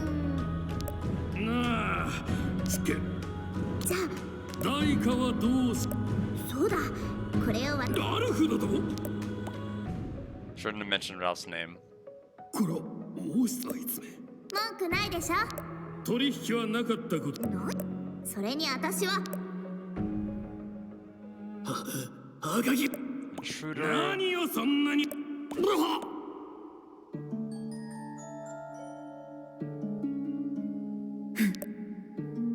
白い服に執行者か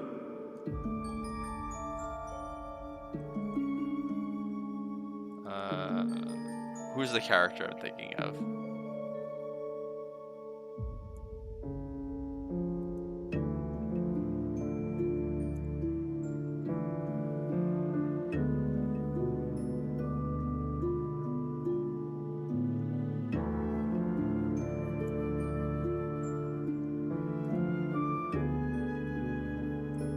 Trying to look them up.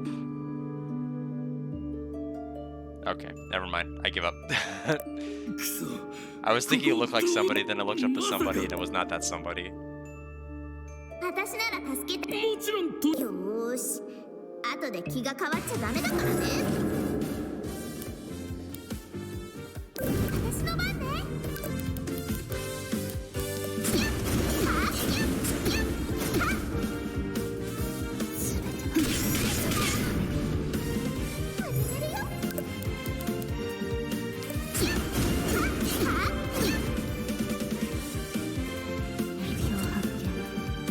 Searching for a weakness. 絶対的な結界の力 Gotcha. Let's use it on staff.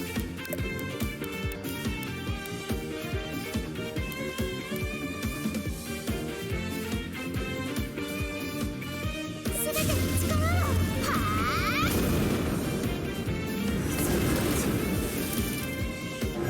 お呼びですかも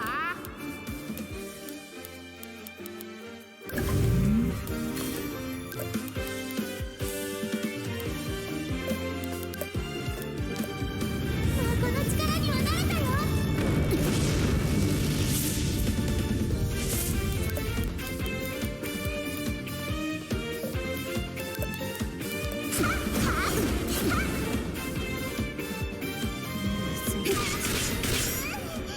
I was thinking overhead strike probably could do enough, but didn't want to chance it.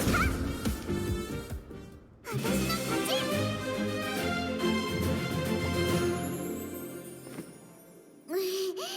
まるで完成があんな執行者が本実力はもちろんだ Alright, steam 他に engine. はラルフのやつにどんなありがとうちょっと待ってくれそうだよ A device to track Oh, the so ka. witch.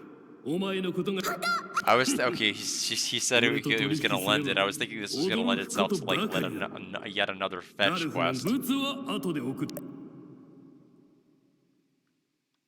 よし早くか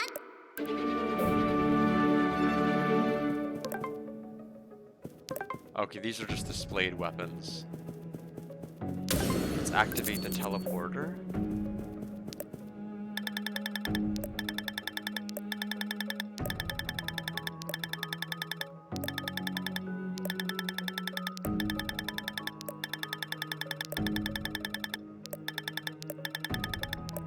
Alright, giant dark.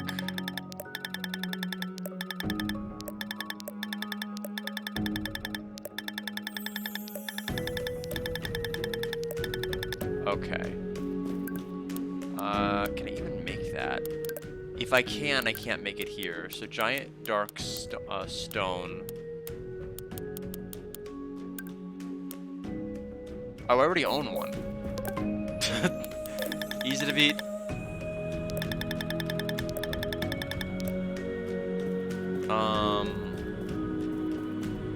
I want the sword.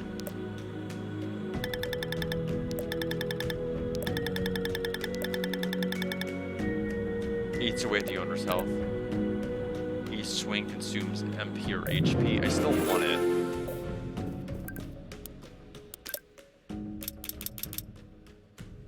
Okay, 70.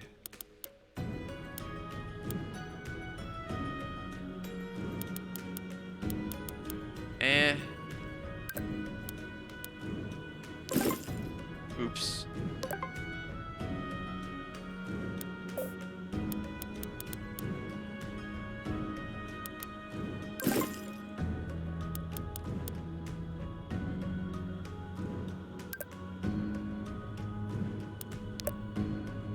Powerful blow immediately after the strike. Half of Pybury's current HP and MP are consumed.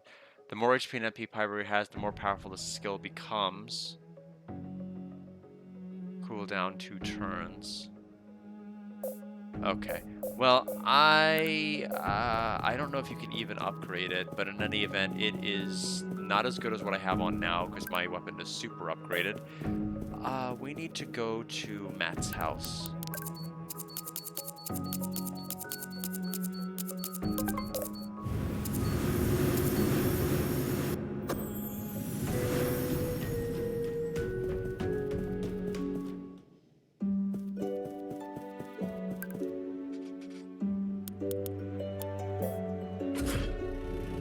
Probably getting close to another break.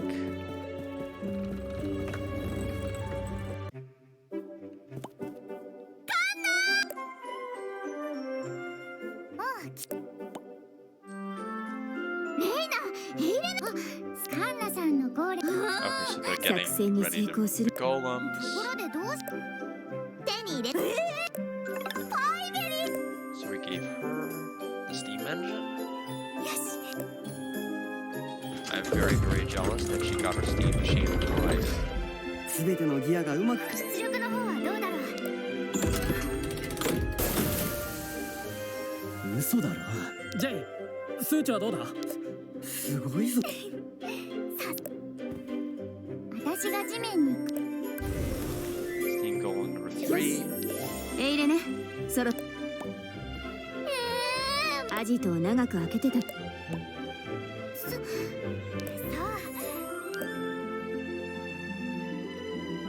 カンナさん。では、また来る。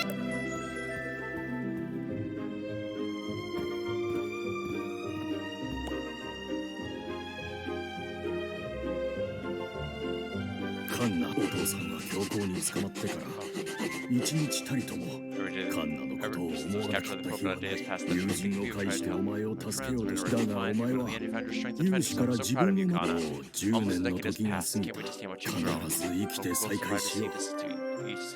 カンナを応援する。手紙を読んだら必ずカンナとお父さんを会わせる。ファイベリー、頑張って早く2号も。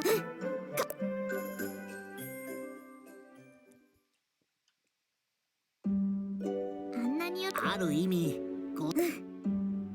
似たような境遇。もっと痛い目に。悪い勇者あんたたち。魔女がお前らのと。俺。悪い奴ら。Saving David.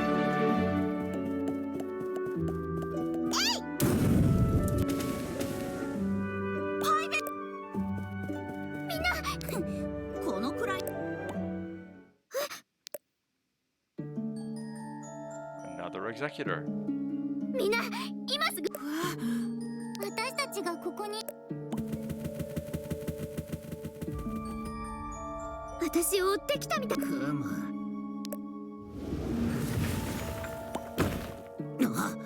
気絶した。あの勇士たち。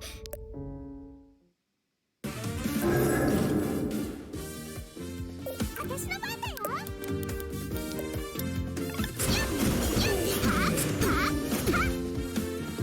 私の番ね。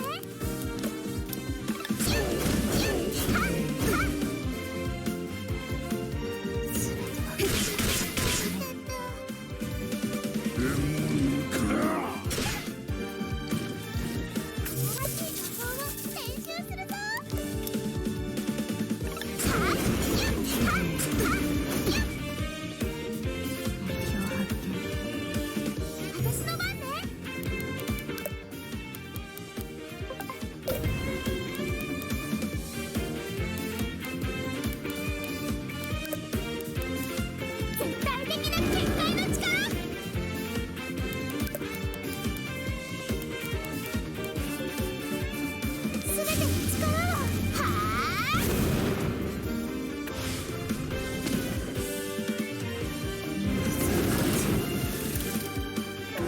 呼びですか？こ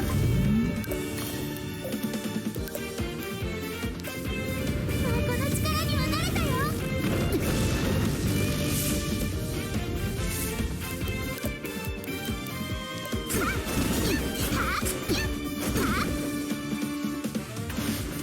Yeah, that's the fight.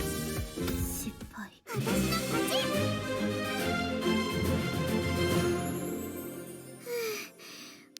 ちょっと状況を整理し。重要な今僕たちのさっきの話みたいに。今の状況からするでもそれならまだまあ、でも裏切。まだ確実ではない。僕たちが強行とただしここそうだね。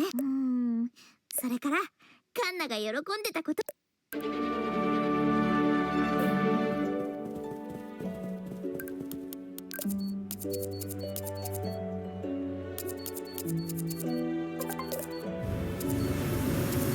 I was just focusing, McKenzel. How are you? I decided like half the dialogue is about pie. I kind of just want to be finished with the game. So I was prioritizing just reading it the way I would like normally read sentences or dialogue that was appearing on the screen rather than just focusing on reading it out loud. And the byproduct has been a much faster experience, I must say.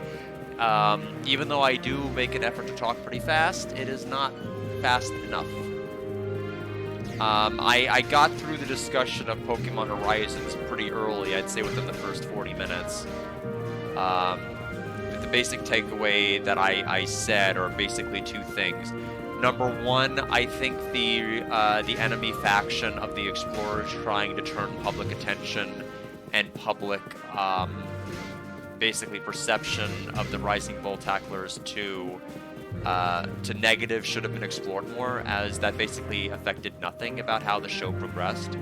And two is that the threat of the Recurium messing with Pokemon and trainer bonds should have been unleashed to the public for immediate purchase of the Poke-steroids from the start, rather than like 6 episodes before the finale and only teasing bits and pieces of it. Other than that, it was okay. It's the worst of the mainline shows, but it could have been better. It tried to make all of the payoff like into one big super finale, where the super finale dictates like everything, and I don't like that. I feel like Pokemon, you need to have a bunch of mini victories along the way, and its perception of what mini victories are not the same as what I would like them to be. So basically, there's these things called strong spheres that use the power of Recurium. If you don't know what Recurium is, it is a rock from space that fell that buried a core into the earth, and when the core is agitated as a defense mechanism, it keeps making more Recurium. And the thing is, it enhances Pokemon's innate psychology and abilities to be able to, fight in battle and everything. But at the same time, it basically dulls the need for anything else to kind of ignore trainers and just go purely on instinct. So it's like the antithesis of Pokemon and people working together. And that's kind of like how the dilemma is portrayed. It's like if you release if this company releases this thing out into the public, then like bonds everywhere and Pokemon and human relationships will just like go, back a bajillion years, and it'll be terrible for society, yada yada yada. And they did a whole lot of telling rather than showing. The deepest that they ever did in terms of showing was like a couple of trainers that got like early access to these. And then they're like, my Pokemon's making a very grumpy face. I won't use these Poke-steroids anymore. Like, great lesson. Wonderful. I'd like something with a little bit more lasting impact, something that they might want to work to regain their bond with over the course of a series, or just something. I don't know. But it felt like, it's a children's show at the end of the day, but you can still, they've done better Pokemon and trainer relationships being strained. That I would have liked for that to have been something they entertained, rather than being like, this is a terrible thing that could happen. And look, this one person used it in their battle, and it's really, really bad. Don't use Poke-steroids. And it's just like, it was stupid and rushed. Season 3, that's because, we only had like 40 episodes of that aspect of the plot, where like one of the generals kind of took over to be the main villain of this series, but kind of had their machinations lay somewhat pseudo undetected in the last series, although it was kind of obvious they had their own agenda. But it was just kind of it was a kind of a rushed mess of a deal. I would have liked for it to have been like one of them was like that, whatever that Scarlet Violet Pokemon is that uses their saliva to paint. I don't remember. It's like it's almost like a Smeargle, except not a Smeargle. It's something with AI at the end of its name. I don't remember that, but like I would have liked for the because they had a dream of like helping their Pokemon improve and like make better art. I would have liked for the Pokemon to go crazy and destroy its own art. I would have liked like something to show that there's a lasting scar from this, rather than being like, I won't use it anymore. And I'm like, okay, great. I think 99.9% of trainers might agree with you if they see a Pokemon's frumpy face, so I don't know why this is a big deal, but whatever. I mean, I feel like if you're a trainer without a brain, you won't notice your Pokemon going absolutely ballistic and ignoring you, but whatever, I don't know. It just wasn't really utilized in a very compelling way. I did like the fact that, you know, some Pokemon, like, near the mining where they were mining or using Recurium or processing it, were getting infected with it and going berserk, but that's kind of the secondary byproduct, and that really had more of a showing than the primary byproduct, which I think is kind of sad. Anyway, suffer more. I think you guys should suffer more. You and me and Pokemon. That's it.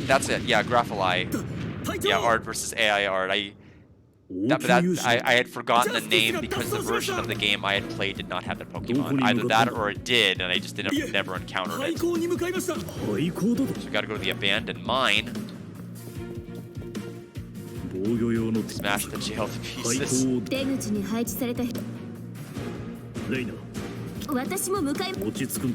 But yeah, I did mention to people, it did have the first Pokemon breaking its trainer's Pokeball to be to abandon their trainer in the entire series history.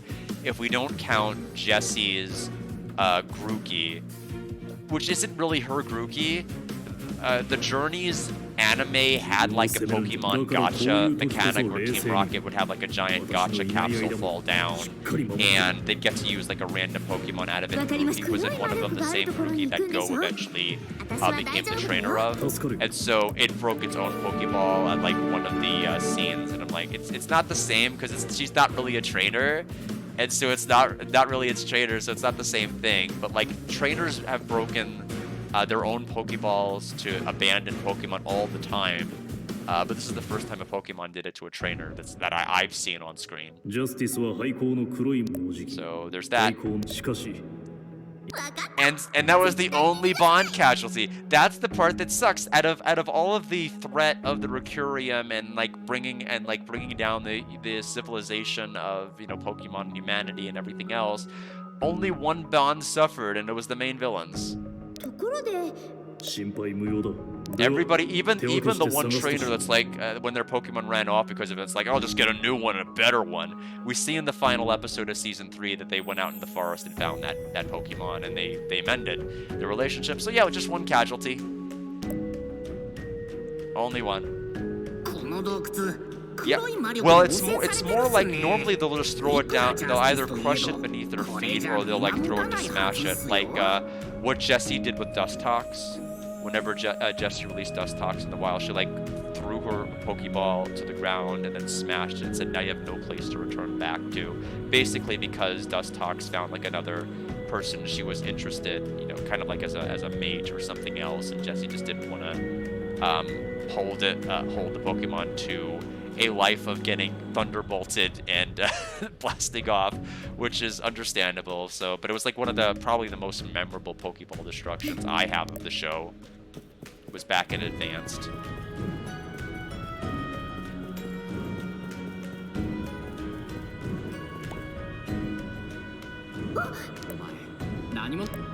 So now it's Verstein.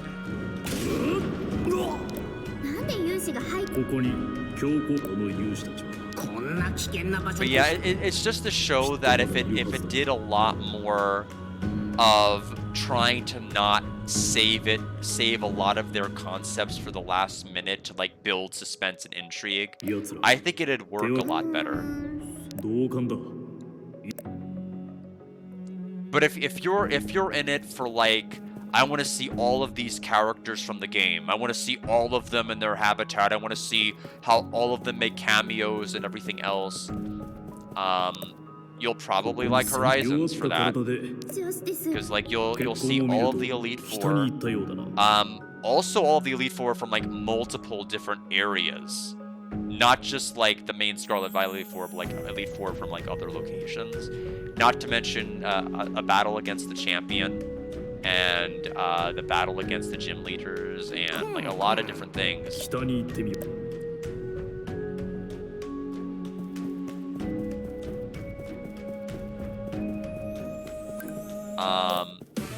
Which I mean, to be fair, is kind of cool. Even though like their emphasis on battle fluidity isn't always the best.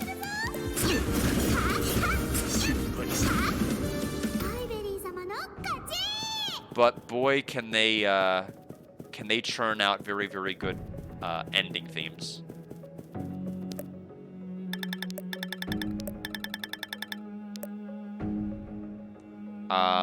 I like all 5 of the endings from Horizons. I think the Rising Volteker's rap is probably the weakest. It's probably an A- if I had to score it, but like everything else is higher. Usually you don't hear banger after banger. Signs of a fight here. But yeah, Season 4 is going to come out in about 2 weeks. Probably not this weekend, but the weekend after. And that's whenever we're going to get a better idea. That's when we're going to see, like, where the story goes now, because Recurium is gone and dealt with now. The core has been, destroyed, and unless another meteor falls from the sky and they're like, aha, psych, they should be able to move on to some fresher concept. I don't think I think even at this point, the people that were part of the Explorers are not even going to be part of the Explorers anymore. I mean, it definitely holds itself back. I mean, I've seen that same phenomenon with Yu-Gi-Oh! At times. It hasn't stopped me from watching it, though. I will say, no matter how kiddie Yu-Gi-Oh! Got, I always watched it. Like, it was never something I walked away from. But it's definitely an oddity. But I mean, I'm all about like seeing Pokemon act like Pokemon, and kind of getting a little bit of an expanded look at certain characters and things like that. But Horizons is just so kind of story driven on like telling like one type of story, that if you don't like the type of story it's telling, you're just not going to have a good time with it. Because it's not like you're going to be like, well, this is this arc, we'll have something different next week, or, maybe we'll go to a different town or something. It's like, nope, it's all the same. It's just all the exact same. I'm not quite understanding where they want me to go.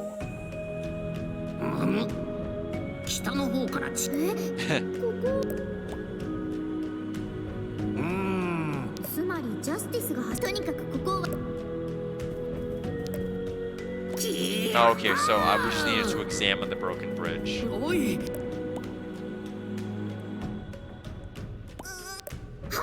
But yeah, I mean, if assuming this is another 24 episode season,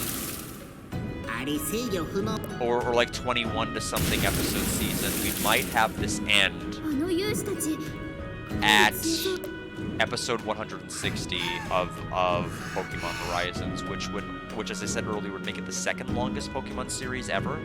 Pokemon Advance had like 192, and Johto had 157. So if it does do that length, it'll just beat out Johto, but we'll see.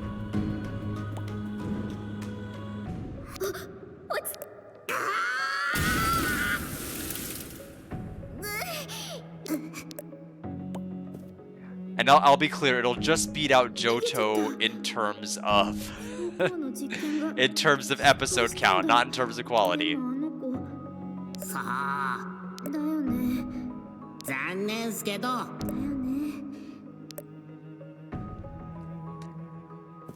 Yeah, I mean, honestly, that's kind of where I'm thinking that they're going to have to go. The only way they can really counteract that,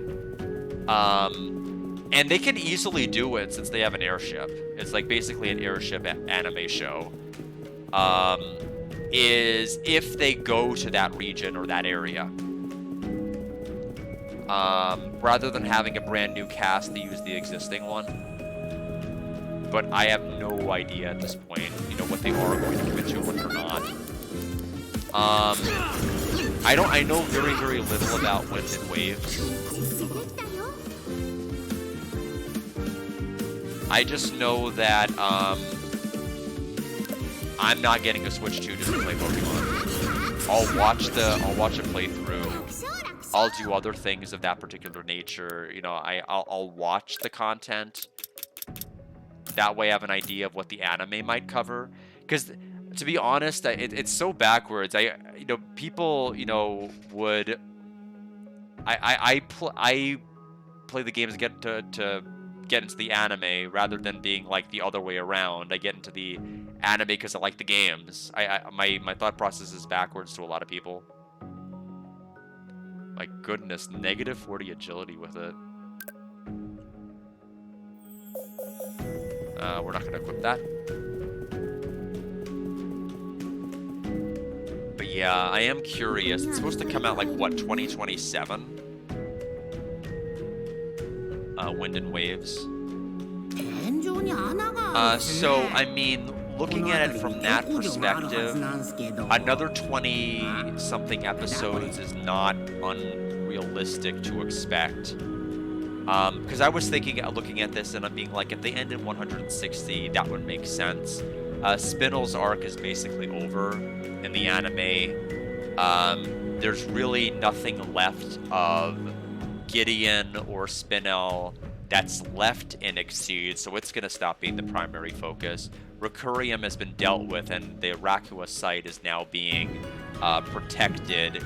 One of the main villains of the Explorers is actually getting a school built in her village, which was her main motivating factor for working with the other ones. And the other two, I don't know. I don't know what Sango and Onyx are up to now. I guess they're still kind of being partners. That's it. So I don't know. I mean, it's gonna be its own thing, I guess. Not that I know why they would be traveling together at this point. It seems like they've already resolved all of their main goals. I mean, Roy caught the Black Rayquaza. Liko is closer to Pokemon and took that step forward. Dot arguably didn't have a goal. I don't know what she was hoping to get out of anything. I guess she's like able to leave her room and have a non-streamer personality because she was only able to interact with people as her streamer persona wearing her fursuit, but didn't have any real inclination to leave. I guess she is, if that was her goal, she did it. I don't know, but I don't know what else they're gonna do. I guess Ult still needs to get stronger. Is the show gonna focus on him? He didn't meet his goal. I guess he's the only one who didn't meet his goal. Yeah, the thing is, I would not recommend, unless you're the most die-hard of Yu-Gi-Oh fans, watching Yu-Gi-Oh! 7s or Go Rush. Because the thing is, when you're watching Yu-Gi-Oh! 7s, you really need to watch Go Rush after. Yu-Gi-Oh! 7s was like 92 episodes, and Yu-Gi-Oh! Go Rush was 151. We were kind of shocked that they got the third season out of it. We did not expect for it to go to 151 episodes, but it all kind of matters because Go Rush is an interquel to 7s. And so the question you have at episode 1 is, what's the identity of the main villain? The question you have at the final episode is, what's the identity of the main villain? And like trying to find the answer to all of these questions that were set out across a 5-year story, because you have to keep in mind, like telling season 1 and that, I mean, that's a little too big of a commitment. I would say if you want to watch anything that's a good mix between kiddie and adult, I'd say 5Ds is pretty solid. I will go up to bat for it. It's probably the best in terms of Yu-Gi-Oh anime, in terms of having like a class system anime, in terms of having like your person that very few people expect anything of kind of turn out to be the connecting force between the poors and the riches, the uppers and the lowers, as they call them in the anime. Plus the main character is just so cool, and I like the focus. I like the instrument that he as a protagonist gets. It seems like every single protagonist has their own dominant instrument when it comes to their theme. Like Yugi and Yami getting the violins, and Jaden getting a lot of like kind of a mix between rock guitar and piano, but Yusei just mainly getting the guitar. Yeah, card games on motorcycles. They do their best to explain lore-wise why that makes sense. You will see if you buy it or not. If you could stomach card games with motorcycles, then I think you'll be fine.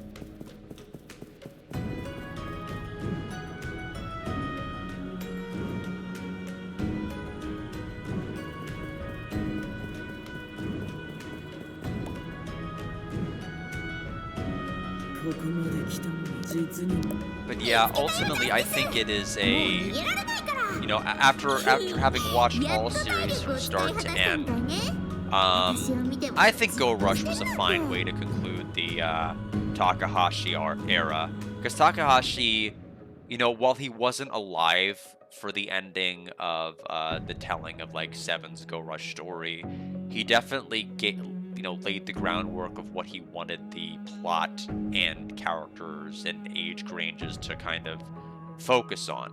And so I can understand their decision to just not have any more anime, other than like what they've been doing with these like card, these card archetype 5-minute animes that they do with Konami. I can understand why they made the decision not just to go kind of on their own and try to come up with something. But it is sad to just go from having a weekly anime you watch for like decades and then just not having it anymore.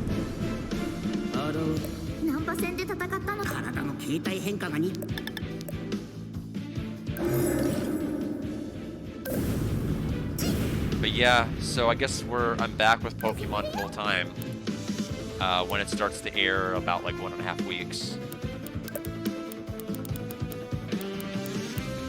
For a while there, I made like YouTube reviews of like every episode, and then I'm like, I think I'm gonna drop this series anyway, so I just stopped. And then I deleted all the I don't know if I deleted them all or if I just privated them all, but it's just like I'm like, nah. Not for Horizons. Not worth it.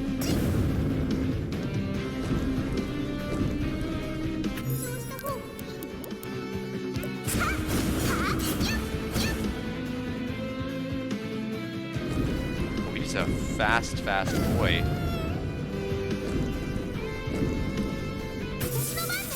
Yeah, it does.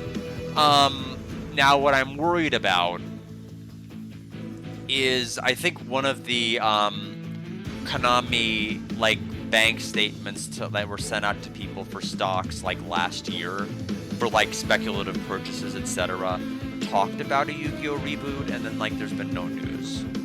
It's not like ever been officially announced by Konami. It was like only to like investors or speculative investors, but I feel like if they're going to make anything at this point, that's probably what they're going to do.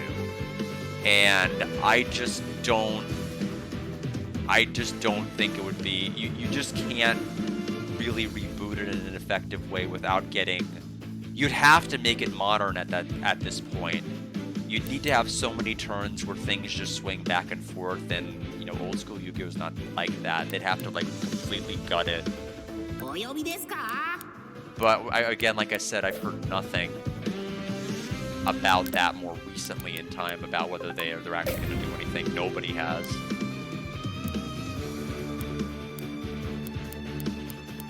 We'll defend and strength charge.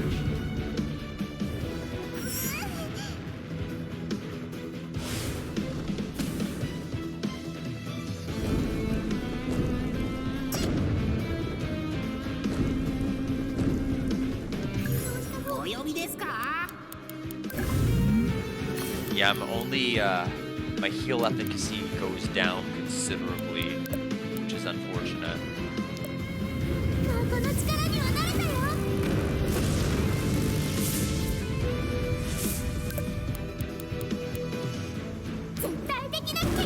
I mean, technically we could take a death and be fine because of our new blessing we have, but I prefer to just not do that.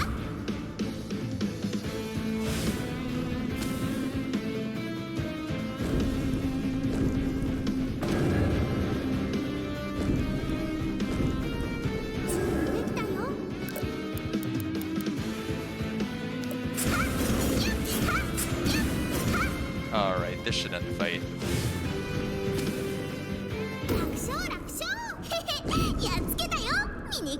Yeah, unfortunately, I mean, I get why they would do it. It works. Like, history has proven that these things, like, even if people are more critical about it, like, it works. It gets people's attention. It gets the exact audience you want and the exact audience that you're hoping would come in and peek in and check it out. And, but even still, it's not what I would want from a Yu-Gi-Oh! Another Yu-Gi-Oh! Anime.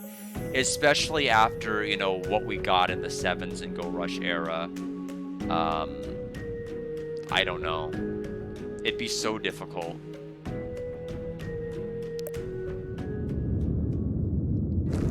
Although, I mean, Sevens and Go Rush's story, oh my god.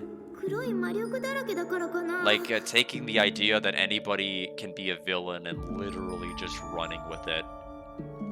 Like, the speculation, the intrigue as to who the actual villain that we were following from the very beginning of the first episode was, the fact that everybody had a motivation to be that villain, the fact that everybody ultimately, when the multiverses and things came around, could be that villain. It was just, I cannot describe, if you've ever wanted to see somebody, if you've ever wondered what a duel would be like against a massage chair, if you've ever wondered what it was like fighting against an alien that wears sports jerseys, if you've ever wondered what a duel is like from someone who takes so long that 84 years pass in real life before they make a decision about their turn, I will direct you to Sevens and Go Rush. It has a little bit of nonsense for everybody. If you've ever had any inclination to see any of those things,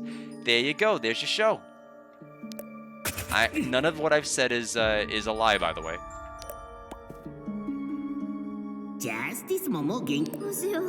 I have said every one of those things is in the show.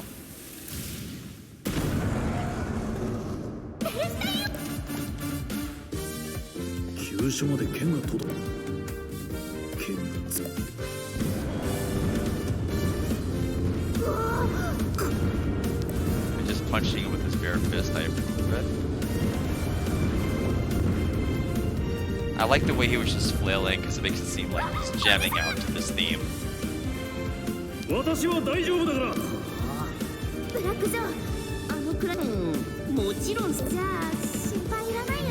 On not spoiling, do you mean the villain? Yeah. No, I wouldn't do that with you. I mean, but that is like the biggest reason to watch the show. And quite frankly, because it's the mystery that persisted for 5 years. And I mean, my God, I don't want to kill the reason to watch it. But yeah, now you know that there's going to be a massage chair, and there might be a duel against one. And the thing is, that's not even the craziest stuff. I haven't even gone into what's crazy. That's just the normal run-of-the-mill stuff that happens.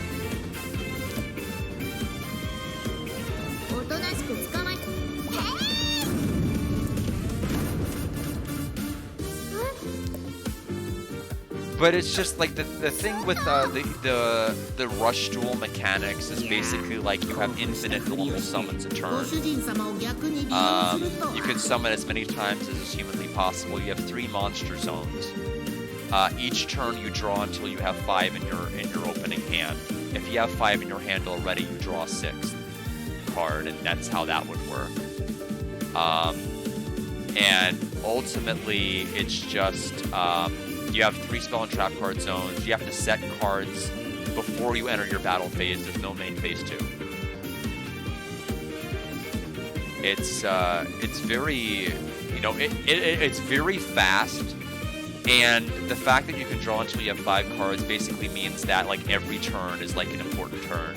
You don't have like Yugi setting 1 card in defense mode and then 1 card face down and ending your turn. Like every turn is explosive. Like every turn something happens and then something unhappens. So if you're into that, it's probably a good show. Although I will say that probably everything from Arc 5 onward starts having more dynamic turns in that regard. Just because the game state had just moved to such a fast-paced play that all of these turns started taking longer.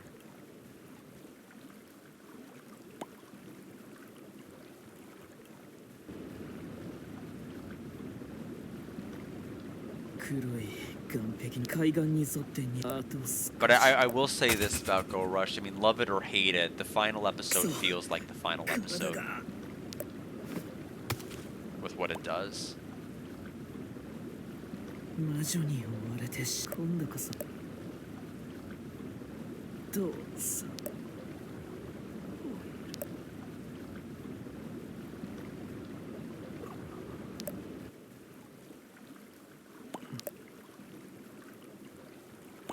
Okay, why is Black Joe like, what's the point of even flying? Like you're like 2 inches off the ground. Sit down. Just like, I can understand if you were higher up, but you're not.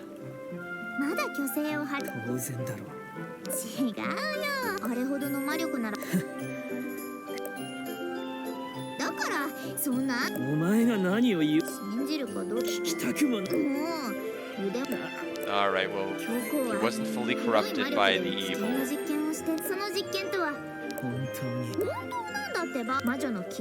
And basically he doesn't understand what the executors are, and we're trying to explain it, and he's like, I don't believe you. The Pope is awesome. Like, Pope's great. Hashtag Pope with the Pope. Hashtag don't drop the Pope. And that's how he's rolling. And we're having to explain to him he's wrong, and he's not listening.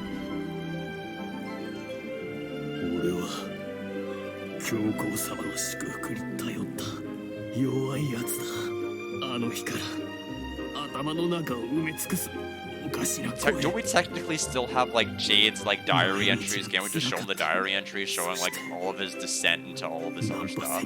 I guess it never is explicitly out that the Pope is the villain, but or responsible for all of this, but would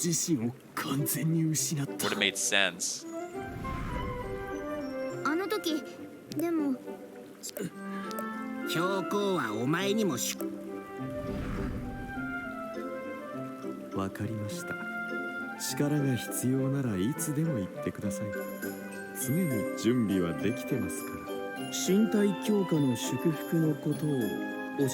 But yeah, now that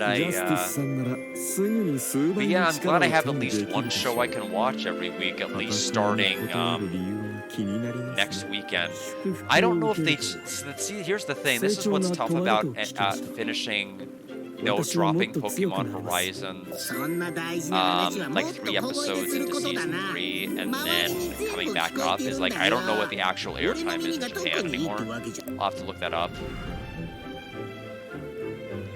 Although it's not like I'm gonna catch them live or anything. There's only 2 episodes I stayed up all night to like watch, kind of like simulcasted, and that was of course the final Pokemon Journeys episode before they did like the Road to be a Pokemon Master mini saga after Ash won the whole thing. It was that, and it was, I believe, the Pokemon Sun and Moon, because I was so convinced that Ash was going to win that league that I stayed up. Because I think like wasn't Ash versus Kukui a 4-parter? I think it was a 4-parter. Because I mean the whole, because I was like theory crafting. I liked the fact that he got like the Fire Z crystal or whatever, and the fact that there's no opportunity for Terracat to evolve before becoming Incineroar would have to mean that he'd have to win the entire league, because he has to have the rematch against Royal Mask in order for that arc to really be fulfilled. So I'm like, there's no way for this to work without him winning the whole league. So I'm like, I'm staying up. Plus they're like, normally they would drop like the next upcoming episode titles and like the summaries, and they skipped an episode. And I'm like, oh boy, I wonder what happened. And I'm like, well, I've got to watch the episode before. I'm like, it's because he won the league and they didn't want to spoil it. So, just so happens that the 2 episodes I all-nighted were the ones where he won the league. Lucky me, I'm glad I didn't stay up all night X and Y. Going immediately from Ash losing the lead to like the Team Flare arc. まあいつも静かに今俺を尾行していた大人の付き添いなしで明らかにおかしかったでもリビアとお前の関係を He's still looking for Livia. And honestly, based off of the cutscene we saw earlier, she's probably been corrupted by the Pope by now.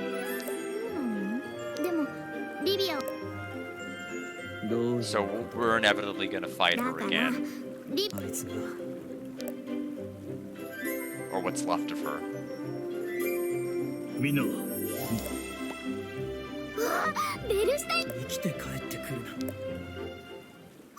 Oh no.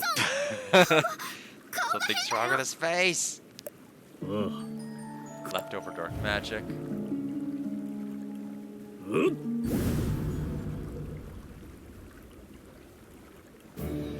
もう大丈夫だ。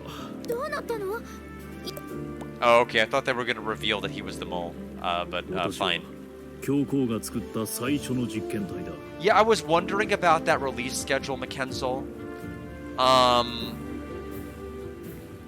was wondering about it because I used to know like exactly where everything was dub-wise, because I would just tune into this channel on this day and there'd be this episode. That's how it worked for years and years and years. But now that Netflix has it, I just don't know where anything is.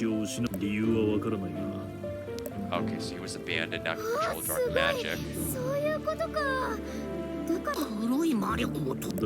But I think they may have started the dub of like the 3rd like season, like the what is it, rising up?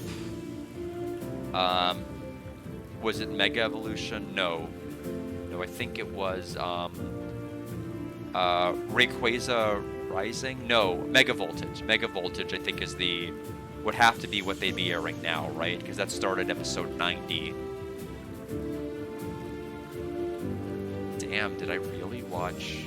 Yeah, I guess I did. It was more episodes than I thought. I guess I watched 43. But yeah, May 22nd is the next episode I'm gonna be able to watch. I may go to either Bilibili and VPN set to like Canada or something to where I can actually watch it, or I may just go to the ASU subs and just kind of get it myself. But either way,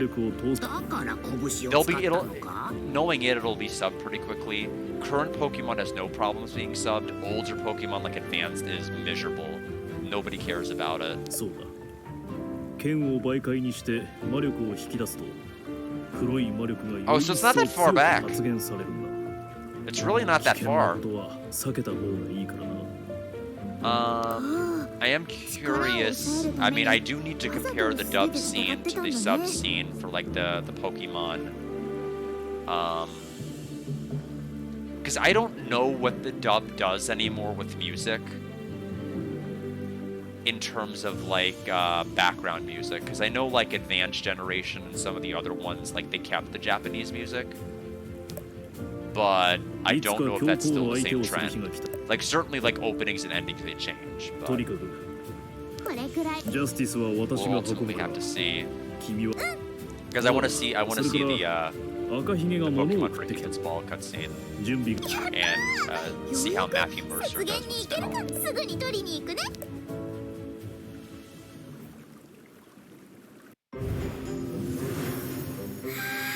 Fresh air. 少し休んだら赤ひげが何を送って So we can now go to the snowfield. Good for us. First thing we're gonna do, push-ups. Oops, I mashed a little too quickly, so we're doing level 1 push-ups, which is not good. We're not gonna get nearly the stat yield out of that.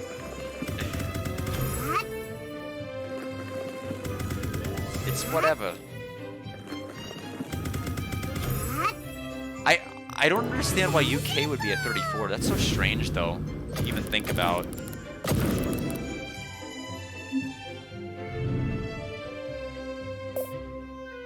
Why would they get it earlier?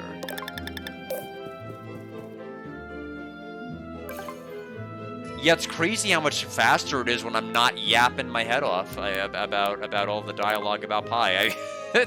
I try not to, you know, I think ultimately some games that aren't, you know, just gonna be like this, I'll do more.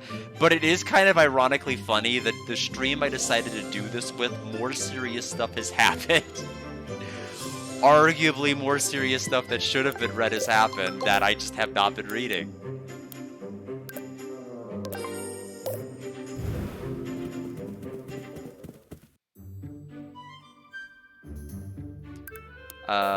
But let me see. But yeah, so a whole 12 episodes on UK Netflix over US seems wild to me. I mean, I know I've heard of, oh god, what was... I know I've seen, like, other Netflix things get, like, released in, like, other countries before we get it. So I guess it's the same phenomena, but it's strange that the English version of, like, Pokemon, the English subs. Yeah, there's definitely some slowdown I can tell with this. I don't know why it's only started within the last couple of streams that I've been noticing a lot more slowdown. We need to go to the Death Squad lair. I will teleport to it. But I am going to take a quick break. Let me go ahead and hydrate everybody. Oh, 君か。 And I'll come right back. And we'll deal with the Death Squad member.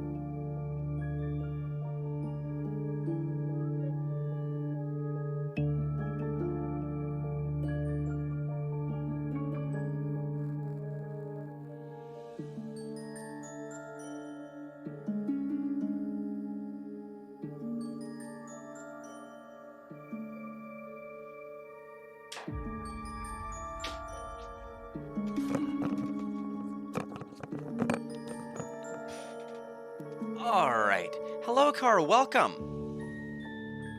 And hello, super cool. This is WitchSpring R. It's on Steam. Hikaru redeemed it for me, and actually did more than just redeemed it. Hikaru gifted me the game. It is, I would say, it's kind of like an open world.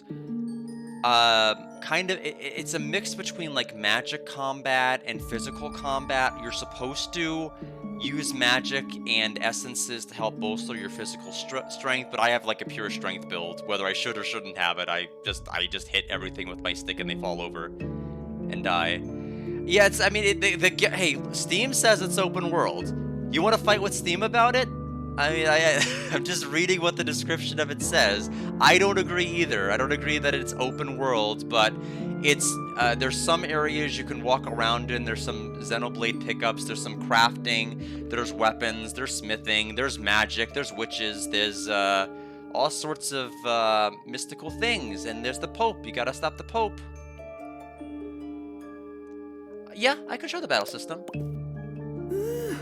If we can get to a fight, right now we are searching for intruders.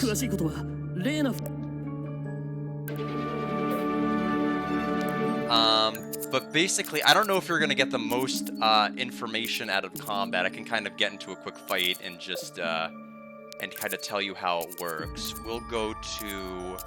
Let's just go to the mine entrance. It's gonna be the quickest place we can get to it fast. There are pies. There are lots of pies.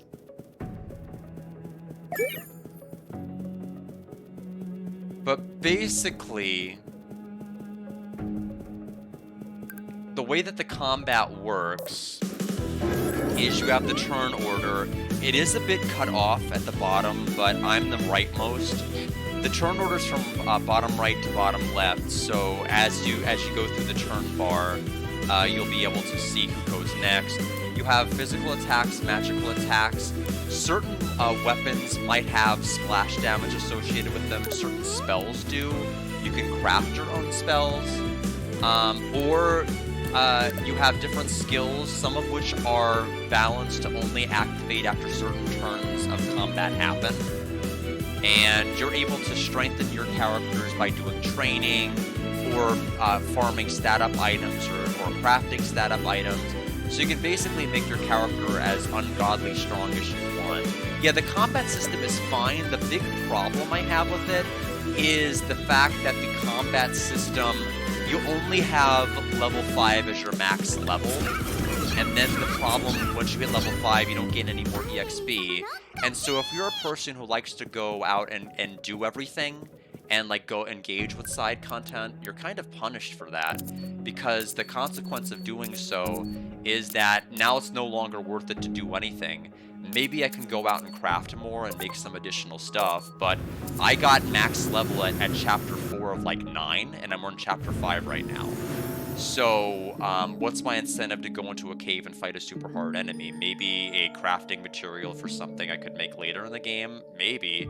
But I'm not getting EXP, so what's the point? So that's kind of where the game kind of fell off. Is just, I'm like, I recognize the combat system is fine.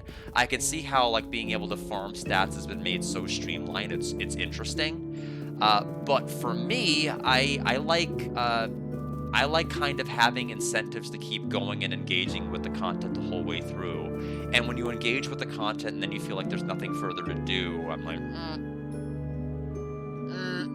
It was good for the first. It was good while it lasted, I guess. I mean, that's kind of the takeaway you have to have with it. It's just like ultimately, I kind of like what Dragon Quest X did.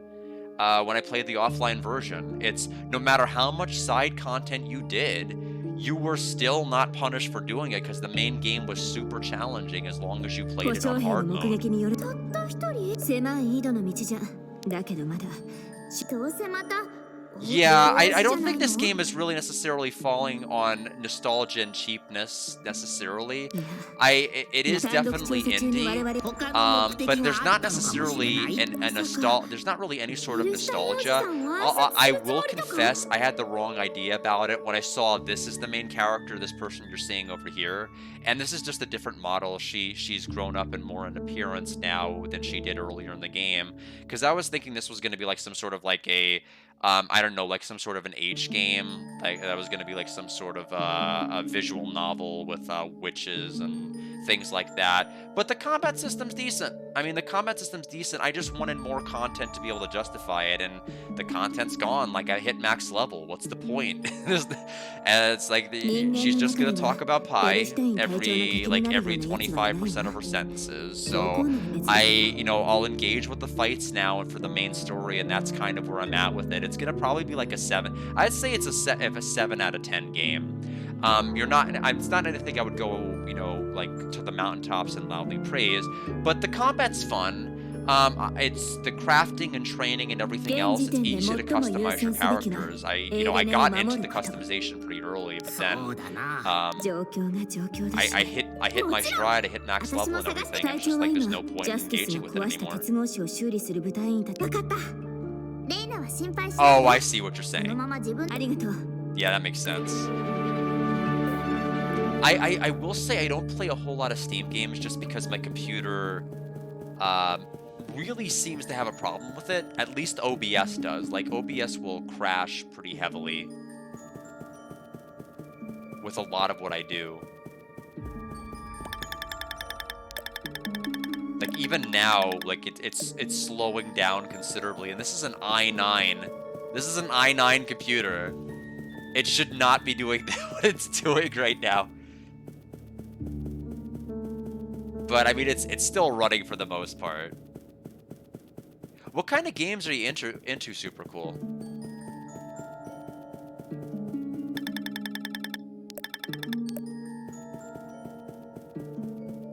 RPGs, action, adventure.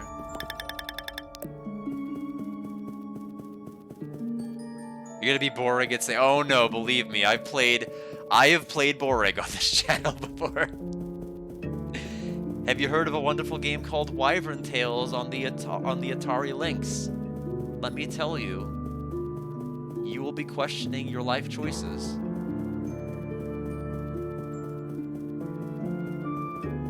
Oh, okay, turn off the PC, turn it on. Yeah, I've actually done that, and unfortunately it seems to run fine for a bit, but the longer and longer the game runs, it's like the slower it gets. It also doesn't help that all of the areas that are starting to be generated are like huge, like massive places. So we have to find the intruder somewhere in this large mess of a place. That's wonderful. Eternal Eyes on the PlayStation 1. Why does that sound familiar? You're not the first person to mention it.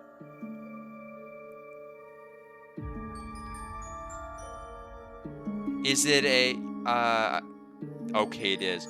Oh, Sunsoft. Oh, Crave made it? Okay, so, cause I know Crave also gave us Shadow Madness on the PlayStation 1, which is a very beloved JRPG that hasn't been dubbed the worst JRPG of all time. I happen to like it. I happen to think the game is quite good. Not amazing, but the writing is smart, even though the story isn't the best. But I haven't played many Crave games. That'd be interesting to look at. It's certainly reviewed about as consistently as the other Crave games I've seen, with like a 5.2 out of 10. It's part of the Growlancer. I've played Growlancer 1 and 2. But no, I've not played Eternal Eyes before.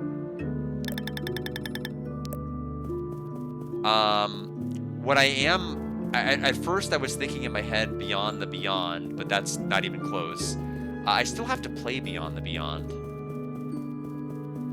But we'll probably get our Camelot itch scratched once we play the game we're going to be starting tomorrow, Shining Force, Final Conflict on the Game Gear, or as I'm calling it, Gaiden 3.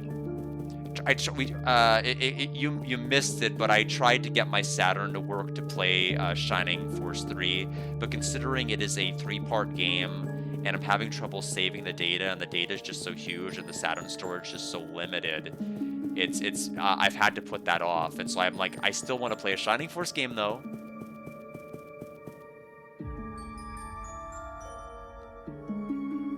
Interesting that you mentioned Atelier Iris 2. I actually played and beat that this year. It's actually on my shelf. Right over here.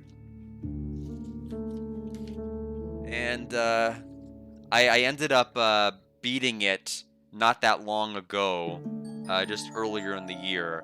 I gave it a 79.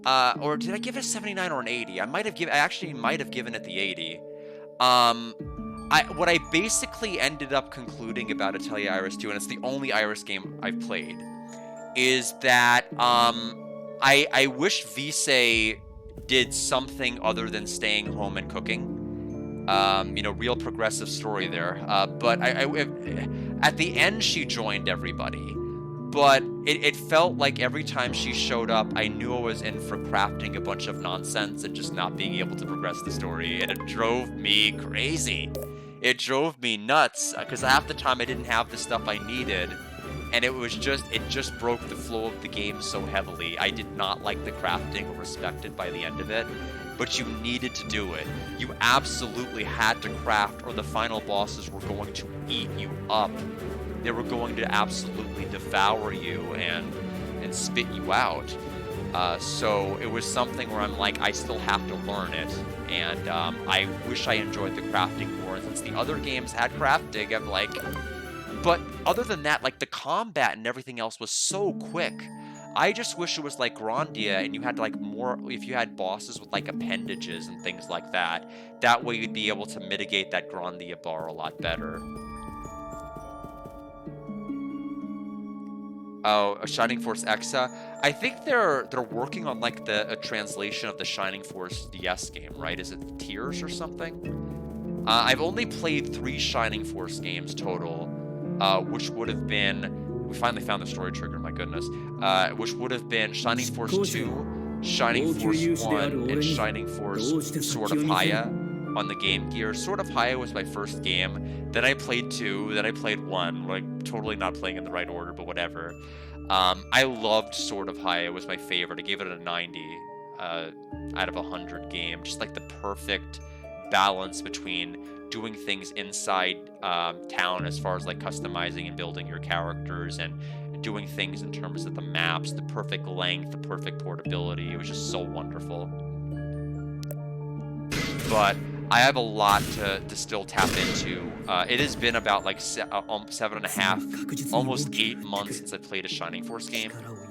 So that's why I was dying to like trying to get 3 working on the Saturn, and then it just like, it broke my heart when I kept running into memory card problems, having to buy a new memory card, that memory card not working. And may end up in a situation where I just have to buy a 3rd Saturn, and I'm like, okay, you know what, at this point, and you might be wondering why not just emulate it online. It's because of my computer. It like has problems with different windows being open, and OBS crashes all the time, and I'm just, I'd rather it just be on my Saturn if I can just get it to all work. The thing is, here's Livia, and she is tainted like we all thought she'd be, or at least I did. The thing about Tales, I like its combat. It's very straightforward and simple. Like there's no insane learning curve to learn how to play Tales game and get into its combat system and everything else.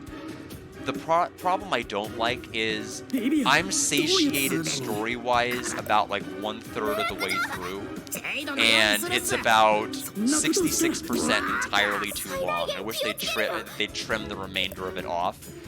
They do what they do is fine. The music's good, the combat's fine.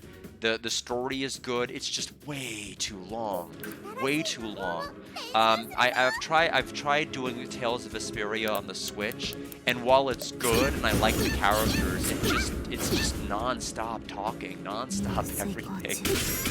I'll be playing this till the end of time. But I acknowledge it. Like there's a few games I've gotten through. Fully. I've done Tales of Fantasia, the Super Nintendo or Super Famicom version. I've done Tales of Symphonia. Technically, if we call Kero RPG on the DS a Tales game, then I've done that also. I've actually done that twice. I played that game twice, and in even better news, they're fan translating it. Somebody has announced and opened a translation project for Kero RPG as of March of this year. So after years of only having, I think, menu translated at one point, now everything can be translated. So it's going to be pretty awesome. But yeah, I ended up sticking... Every other Tales game I've quit, not because I thought the game was bad, just because I thought the game was too long and I grew disinterested.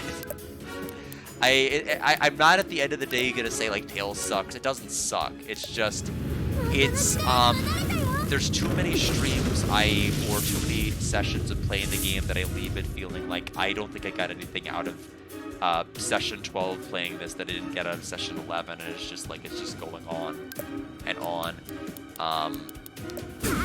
I prefer for them to be a lot shorter. But the combo in combat's fun.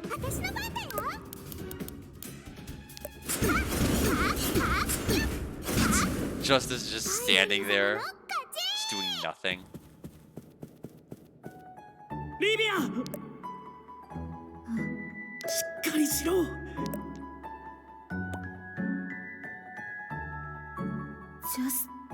You never touched the DS. Oh, sure. I'm curious about your ranking. I'm also curious, did you ever play, and I doubt it. I mean, maybe you did, if you're a diehard Tales fan. Did you ever play Kero RPG? Which I'll just type. Which is based off of Kero Gunso. But... Oh, I can't spell RPG. Sad times. Sad times. This is what America's like in 2026. Kero RPG ended up being like one of the first DS import games I ever got. Gonna slide off camera for a moment. It's up there. I'll actually have to take the headset off to get it.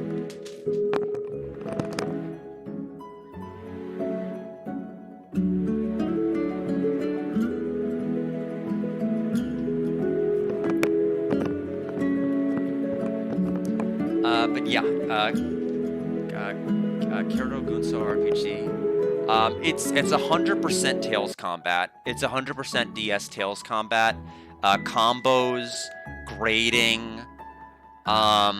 They even have the what's the name of the library from Tales of Fantasia? It's a dungeon. Indignation's in it. Like everything's in it. Abyss is your favorite. That's very interesting. Now Vesperia, I would agree with you, has the best character. He's definitely the most interesting to follow because at times he's morally nebulous, even though I'm aligned with his goals. Like he'll make some questionable decisions, like that killing that one individual and then like kind of keeping it quiet. Granted, I haven't finished the game. It's still there waiting to be finished. I'm about like maybe 60% of the way through, and then I just dropped it because I'm like, this is going on so long.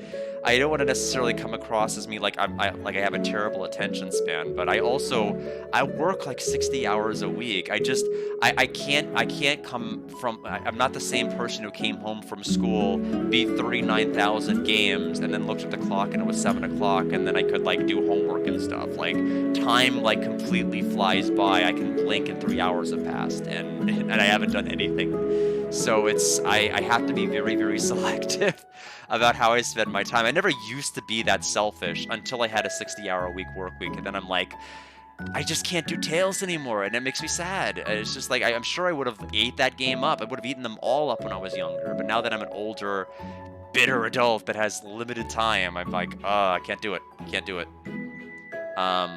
Which is crazy because I've beaten Xenoblade 1, 2, and X, so I have no excuse. Those games obviously took me longer to do. Yeah, now, and my friend Alex might be a good person to talk about that, because he's played basically every Tales game almost that's been out. What did he play? Let me just take a look what he played more recently. Well, Justice is gonna ask if she recognizes him. Let me get to his thoughts tab. He literally just played it. Let me tell you what he played. Tales of Innocence R is the most recent Tales game he played. He said it was the best in the franchise in terms of pacing. Just because it was, he wrote down 15-hour Tales game with less boring scenes than any game in the series, to the point, rapid, fast handheld game. Best in the series for pacing. The Rave Bar and Skill Grid is the best in the franchise, was his quick thoughts about the game. Oh, Innocence, yes, hi Alex. I was just mentioning because Super Cool came in and was talking about the game. I was in another tab.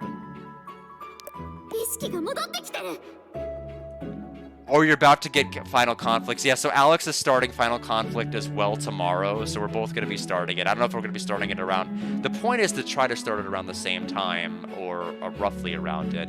I'm actually going to be finishing work early, so I should be ready to go live, Alex, so... now granted, I'm probably going to be a lot slower at it, but at least we'll be playing the same game for a little bit.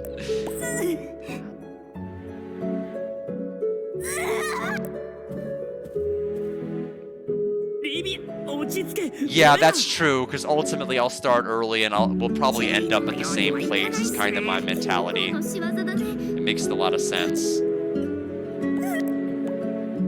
So, Alex, I made the decision to just start skipping dialogue in the game, because she's just going to talk about pie 25% of the time, and I think we all know what pie is, so...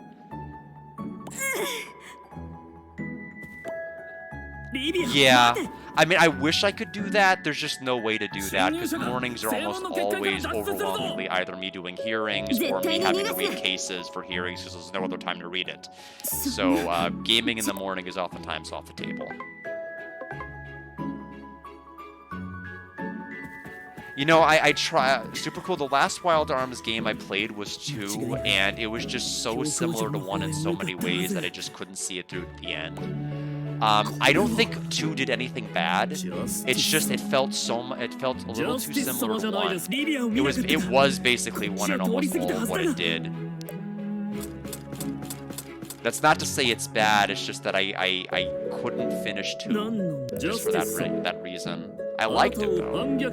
I just wish it had. It was just very clear it was going to be a 15 or 20 stream game. At least for me.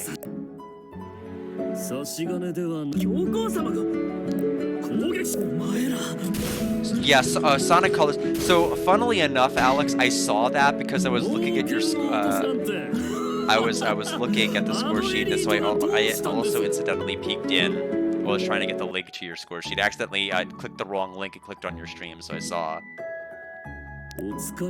Yeah, I still have to play the other ones, but I'm also ambivalent, because if 2's supposed to be widely considered the best in the series, then that doesn't bode well for whether I'll be able to stick with the other ones. Because if I couldn't make it to the end with 2, I don't know what hope 3, 4, or 5 has. Good luck. I'll check in with you a bit later. I think it's awesome you actually have the cartridge. But then again, I mean, you went all out for the Game Gear. I mean, getting the complete collection.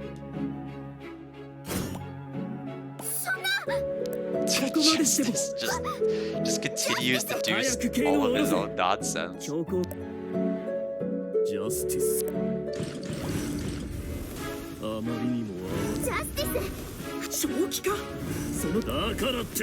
Super cool. It seems like you've been around the block with a lot of RPGs then. because that's the toughest part for me. Is I had avoided Wild Arms for a while.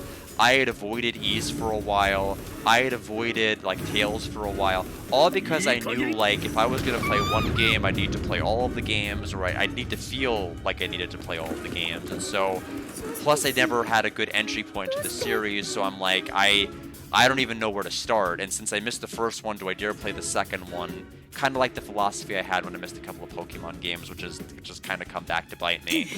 But overall, more recently I've been able to experience a lot of games I never had touched before, like the Shining Force series, which has been wonderful. All of the RPGs on the Sega CD. And a lot of other RPGs on like consoles I never would have dreamed of touching, like the Neo Geo Pocket Color. Like if you've ever wanted an Evolutions remake, it's on there.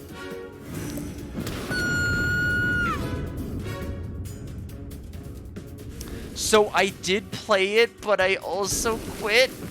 I don't remember why I quit. I don't remember how far I got. It wasn't very far. I don't think the game did anything wrong. I just don't think I ever really made it very far.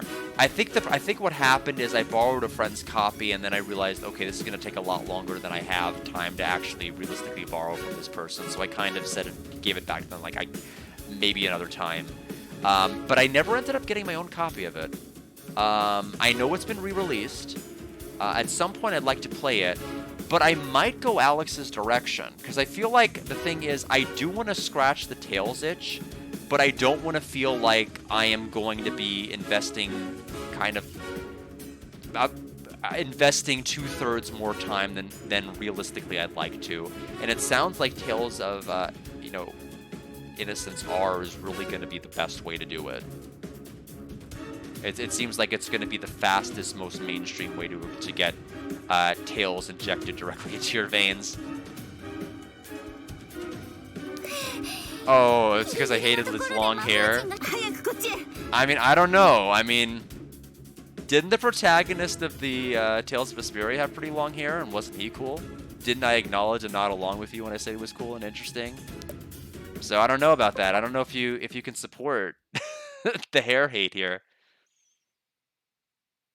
But yeah, I never got to that point.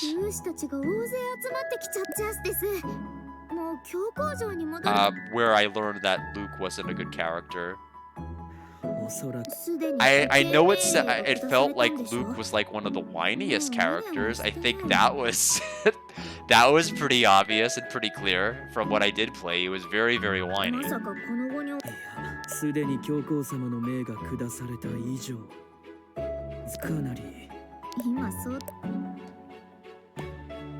Yeah, I mean, he was a dick, he was whiny. It was like having a less charming Tidus, basically, from FF10. Which, I'd love to replay someday. It's been a long time since I played 10. I'm wondering if I would still love it as much as I loved it then.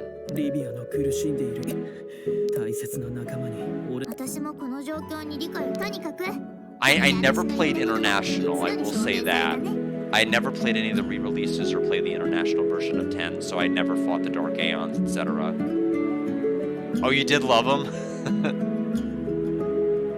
Yeah, the thing is, I need to stick with some of these games longer. You know, in an ideal world where things with work are able to calm down, and, you know, maybe 10 years from now, I can start, like, I don't want to necessarily say retiring, but I can start, like, doing, like, cases as I want to for disability hearings rather than just working out of part of a larger law office to where I'm kind of working a full-time schedule with multiple plus hearings a month and multiple client calls, and I'm just doing kind of what I want to.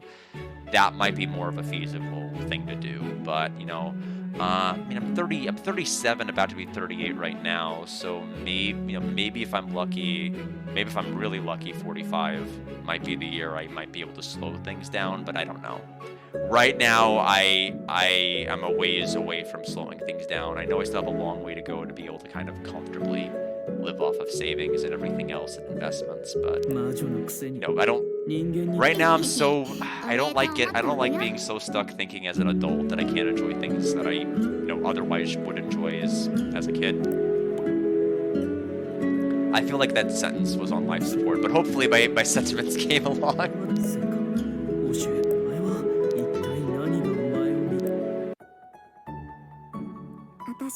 I will say I do like this game's OST. Except for the main battle theme. The theme against the Imperial Knights is good, but the battle theme in this game is awful. It's too repetitive. It's too repetitive, and it doesn't have anything to it.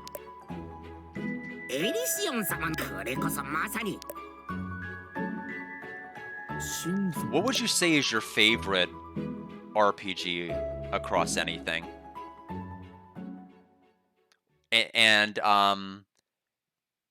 if you need for me to break it down, across whether it's JRPG or tactical, I can. Unless you have like a clear answer that breaks all of the molds. We're on chapter 6 now. We did 4 and 5 today. That's awesome.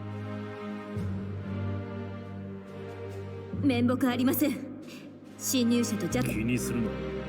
侵入それに不在執行者はにもかかわらず、これは君たちが王宮勇士の実力を。Oh no, I mean I have had pretty biased opinions. I have had pretty controversial opinions about a lot of different games. FF8, oh my goodness. So tell me more. Tell me more. I mean FF8 to me is like, it was nice of them to include an RPG for their card game. Like, the card game is like a 10 out of 10 card game, but the game itself for me was always a bit lower. I liked how not only was it fun to play the card game, but it was like the easiest way to get broken. But what about it makes it your favorite? I've actually, the person who holds the world record holder for FF1 made a very strong argument as to why 13 was his favorite. And I was fascinated by it, but I also understood his perspective on that too. I still have yet to play 13, but I've heard it is quite linear. That has come out very, very strongly from people. But he loves it. He loves it for that reason, and that, you're able to get perfectly strong as you go. And then when the game finally opens up, it's wonderful. But I can imagine some people just hating it for that reason too. But I'm definitely curious. Maybe it's more than you can reasonably type as to why you like it. Maybe you can't even type a reason and you just happen to like it. Shining Force 2 for Hikaru makes sense. It checks out. For me, it's gonna be Dragon Quest XI. I know for... I don't even know if I would consider it to be overrated. I just think it does such an amazing job with everything. Oh, it's your first JRPG. Yeah, I always find it interesting though when I get favorites that can't possibly be tainted by nostalgia. Like when games come out of nowhere and just like grab you hard.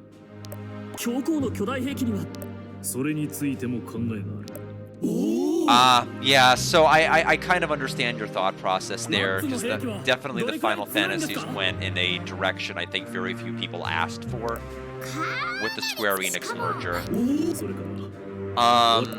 But I would say for me, my favorite Final Fantasy game is probably 1.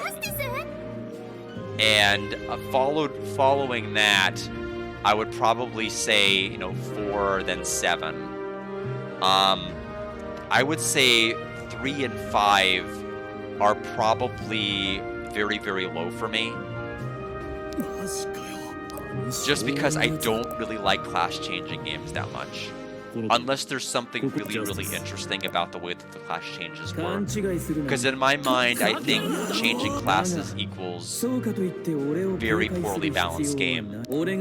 Although, it's funny that I think that, because I love FF2J. I love FF2J. I will always find a reason to come back and play FF2J, and that is the most unbalanced nonsense you'll ever see.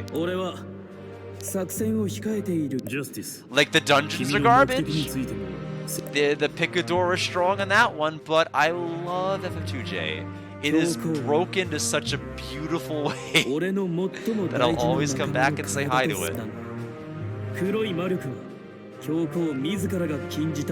If I'm not, yeah, I wasn't necessarily talking Final Fantasy as far as your favorites. Tales of the Abyss. Story continuity. Do you mean like within other Tales games or something? That's the only way I can think you'd mean it. Oh, you're about to explain. Sorry. Yeah, so Justice is gonna hunt down the Pope. 予想だにしなかったなんて言ったって決戦に向けてそんな君が加わったのだからこれほど心強いことはないだろう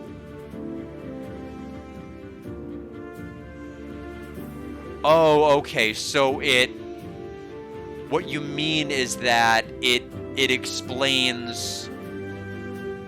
It tries to cover its bases and not expose any like glaring plot holes. 教皇は強い。騒いでいないで。奴に勝つ方法を考えた方がいいぞ。Okay. Okay, so good. So it has smart writing and good foresight as to like how to connect all of these story elements. So the groundwork has been laid fairly well. Yeah, I appreciate games that do that because there are games that you can play that you can tell like somebody worked on this scenario, somebody worked on this scenario, and all of these people are double speaking and nobody checked that they were going to be talking about this and this. So it's always nice when games do that. Ice Witch Scarf. Tricks the magic of errors to protect the wearer from the extreme cold. Okay, so I have to wear this.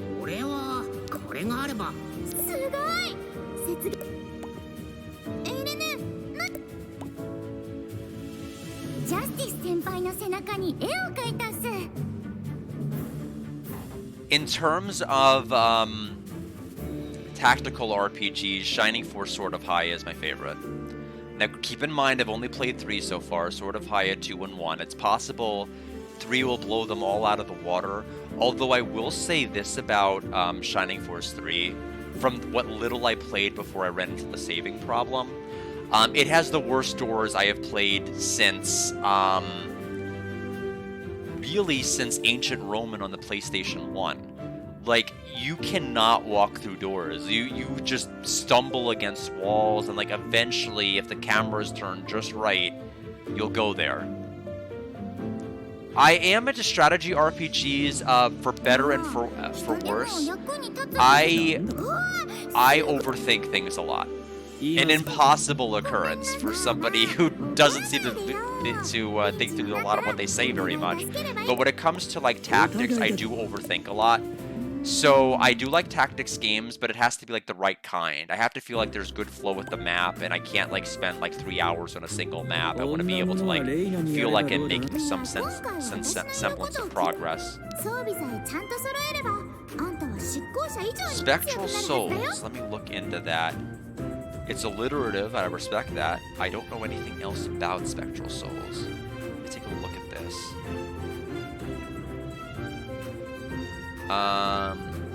Wait, a Dea Factory? It's not the one I'm thinking of, is it? No, I'm thinking of Idea. I'm thinking of Idea. That's different. So, PlayStation Portable, Android, PS2. Oh, goodness. The critics have been very unkind. 47%.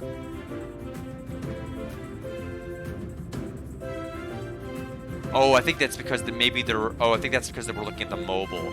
Wait a minute, I think it's the mobile game that they're that score is going to, not the actual PS2. Oh no! I guess all of them have been poorly received. That hasn't stopped me from playing games though.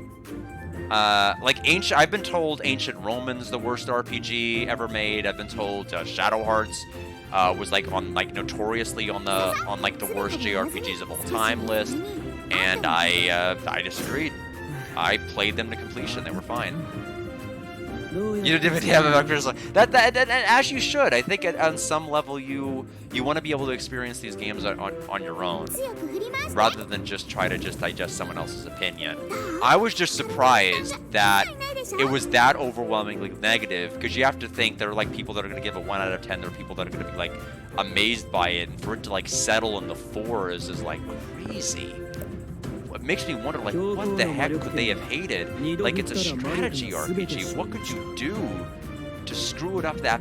I don't want to assume it screwed up the badly, but, like, in my head, I'm thinking, how is it... Like, how do people that are familiar with this genre, like, what did it do to get to a 4?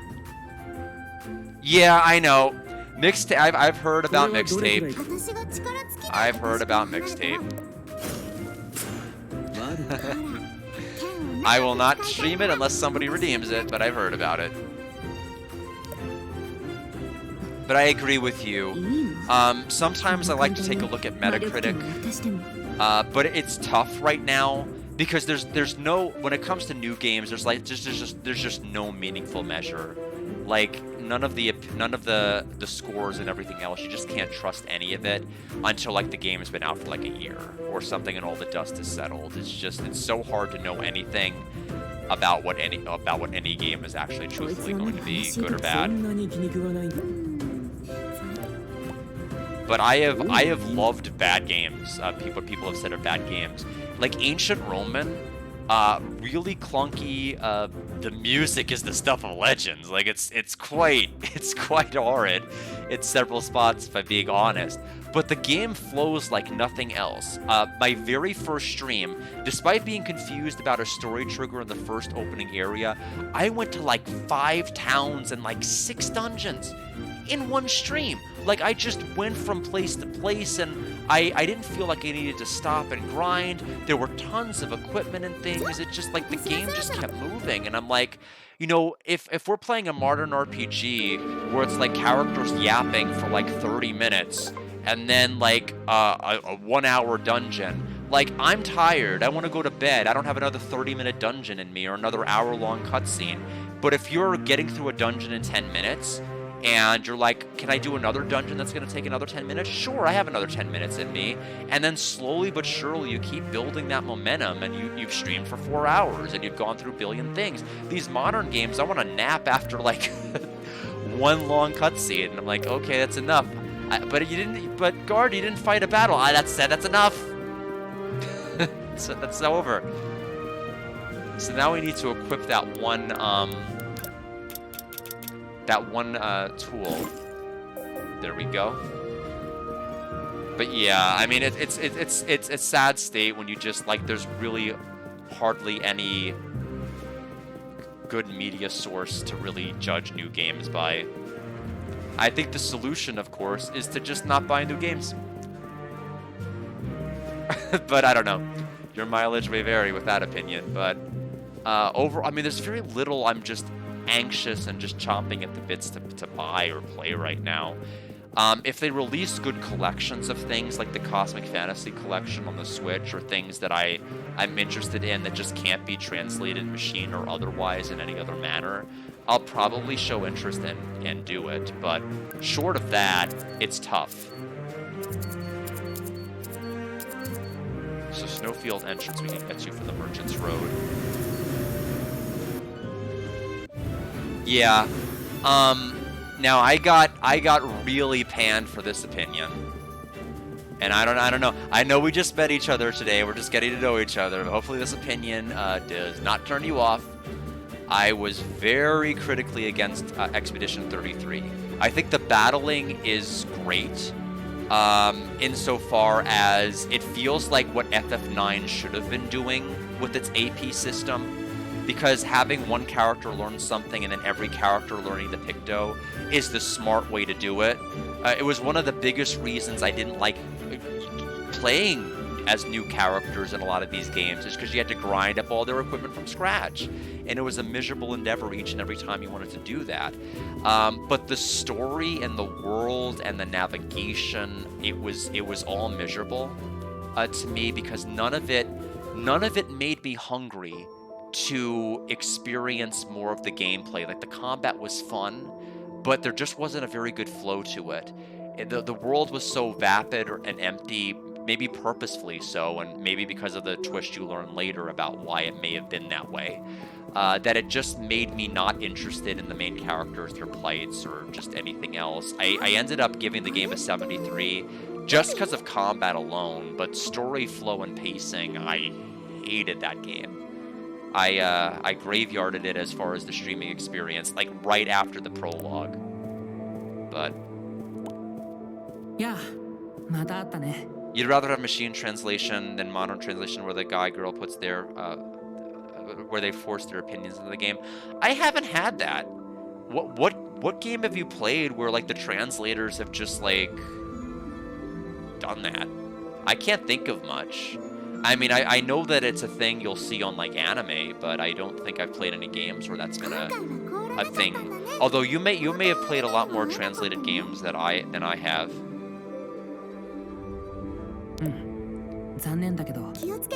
I'm on the fence with machine translation. I ultimately think it can be, like anything else, a tool in the right hands, but I have played so many games where it is just like, it has not just been the tool, it is the entire workshop. Like, it is the end all, it is the be all, and nobody quality checks it, and it just kind of makes it for a miserable experience.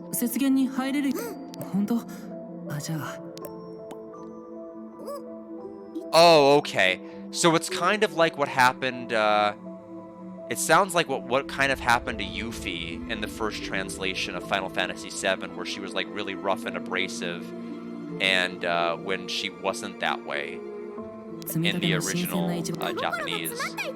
I did not end up playing Metaphor, just because I was already kind of persona'd out from playing Persona 4 Golden. And I just didn't want another, like, really lengthy RPG experience. But I gotta say, I do like the battle theme with the guy singing Macaron Chacaron. I'm pretty sure that's not what he actually sings, but it might as well be.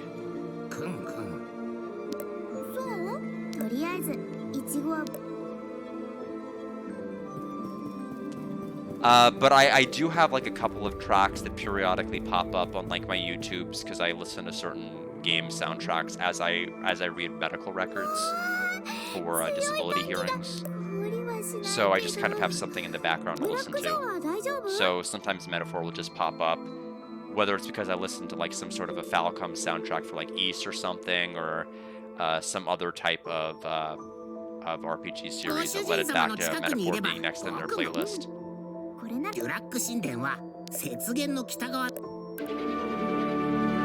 I was looking at my computer, surprised it's already 9 o'clock, until I realized I started quite a bit late today. I feel like we'll probably go for like another 15-20 minutes. I'm feeling quite good, actually. This game's fine when I'm not stuck in some sort of a yapping land here. Like I said, we knocked out 2 chapters, which like never happens.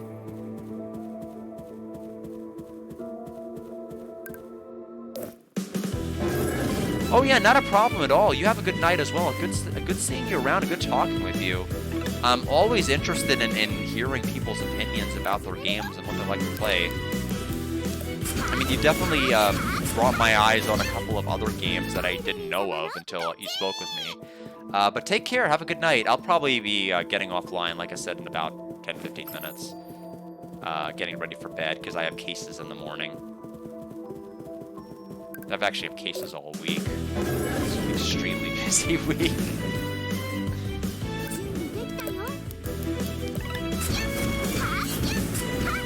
Yeah, this battle theme is like the only track I don't like in this game, I would say.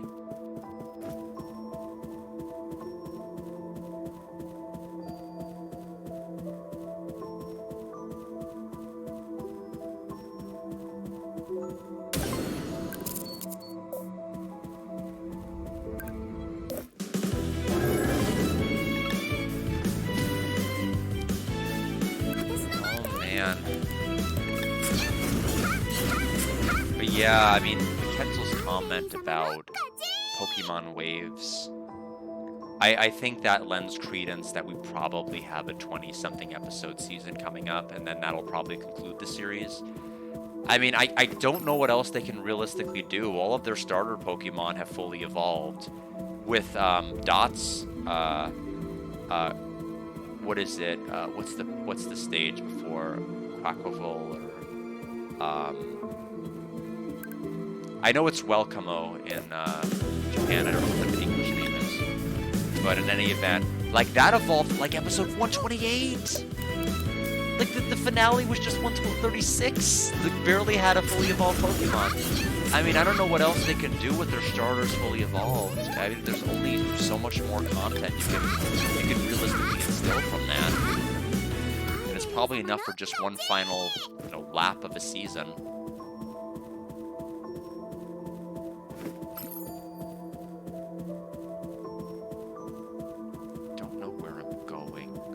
This place is just so big. I can't tell how much of the slowdown is just because every one of these maps is just gigantic. It might just be because of that.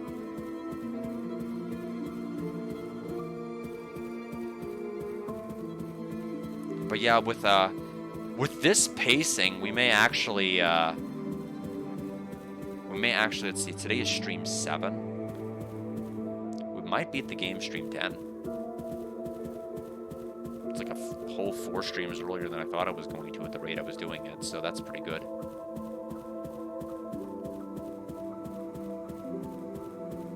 Okay, that looks important. We probably should go that way. If we can.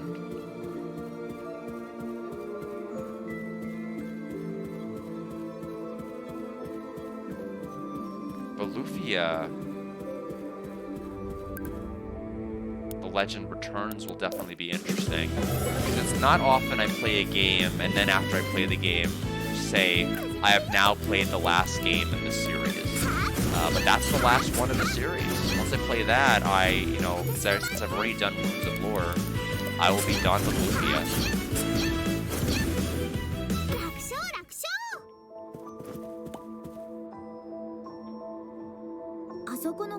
Big crack in the cliff. Still talking about Duroc Temple. So Luna's house.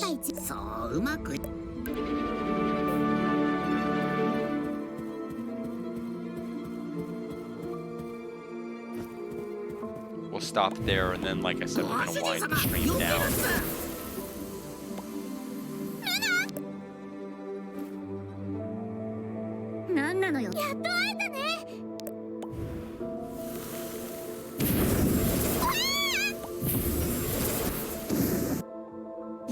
Not happy to see us. What a frigid reception. Alright, let's go ahead and attack.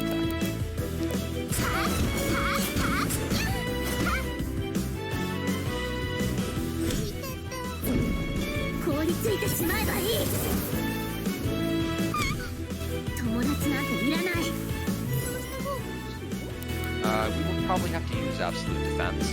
We probably should summon a pet, though. There's so many fights where it's just we go so quickly and then like the pet just keeps disappearing.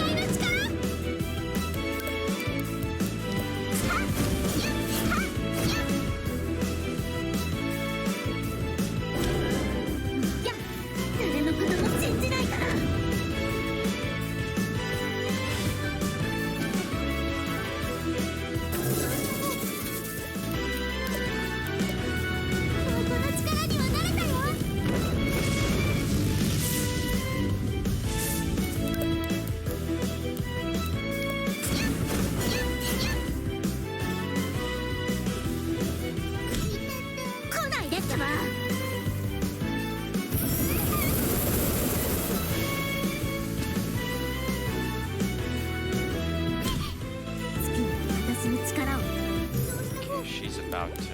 I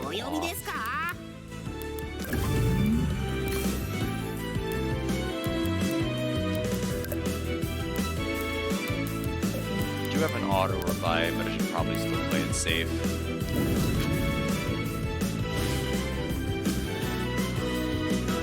Unfit It's very unfortunate, but physical might is not the way to go here. Oh, hello. That hurt a lot.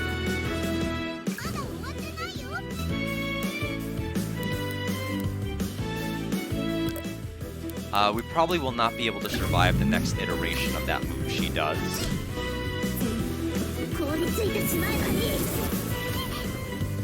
Oh, okay.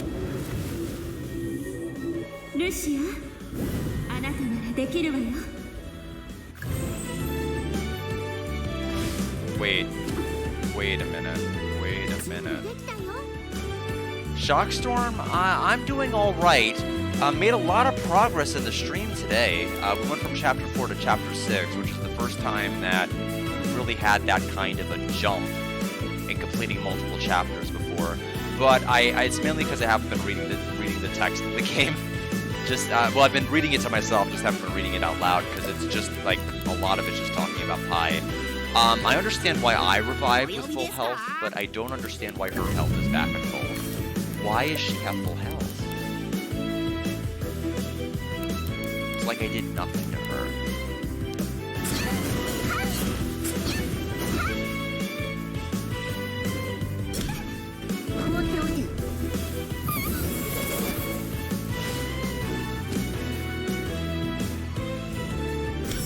Yep.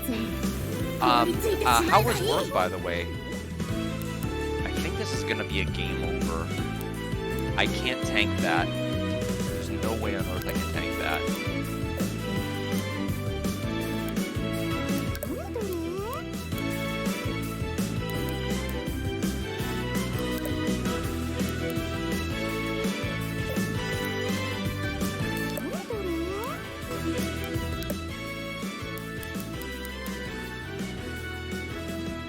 That'll waste me. I mean, no matter what, I'm dead. Might as well go out on my own terms. So we'll have to retry the fight.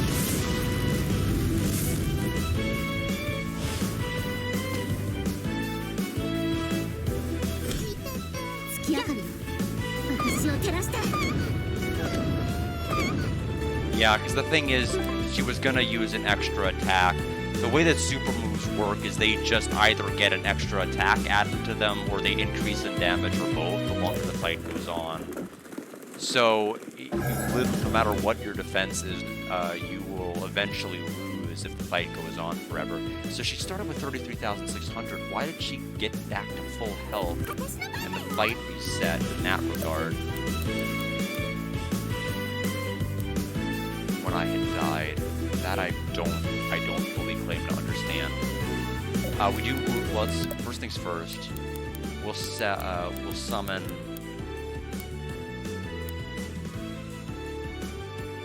Could summon Justice. I don't know if I want to. We'll summon Luca instead.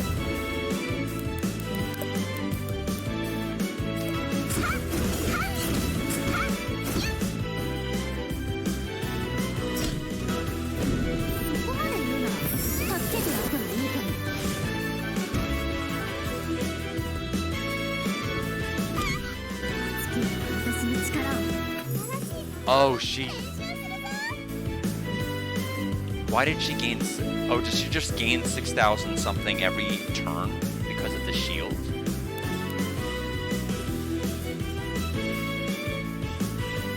Well, that explains why she did... So that means I either deal more damage than she can handle each round, which I don't know if I can with that shield.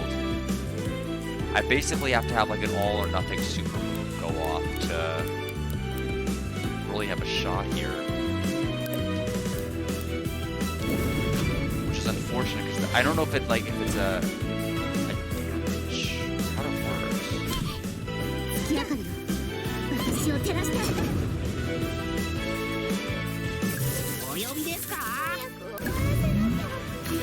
I don't know if it just goes away on its own or not.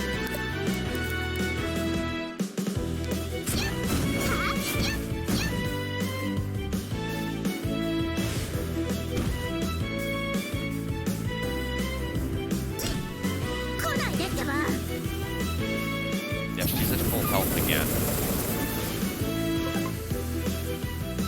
go ahead and take the turn.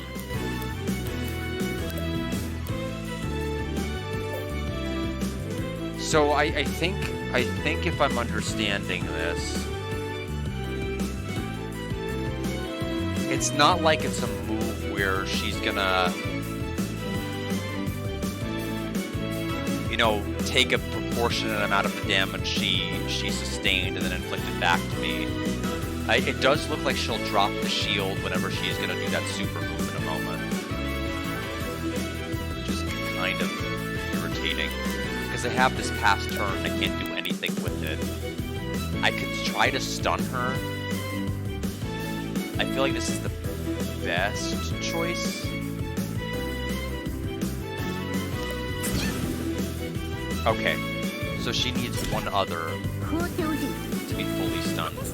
And so now she's gonna do the super move, so I have to put potion.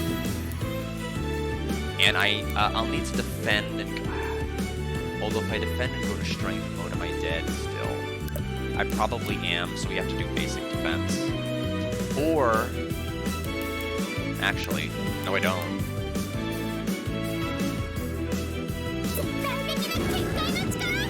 We can just go all out. Although going all out with sextuple swing, she'll just heal it back, right? So we'll try quadruple.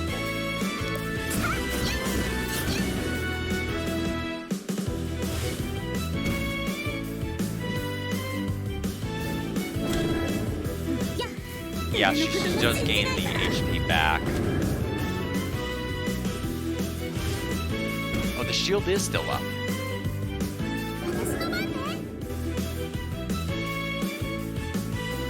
Why did it disappear the other turn then? I literally do not understand how this fight works.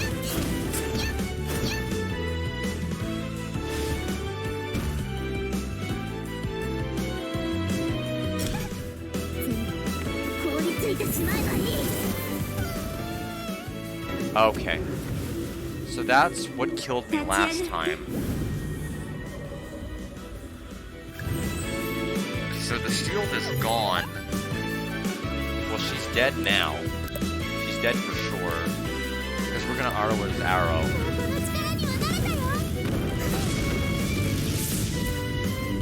And then we're going to...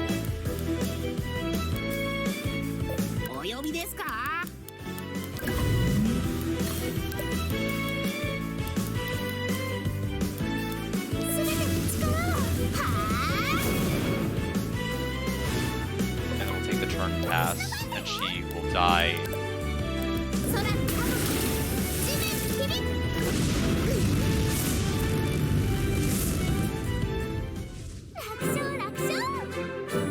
Yeah, I don't understand the shield fully. So I don't know how you're supposed to win that fight normally, but that's how we won ours. So that's gonna be the last fight that we'll do for the night, considering how long that took. So we'll warp back to the home village, the witch's house. Find Luna. Well, I don't know where she went. Just kidding, of course. So witch's hideout.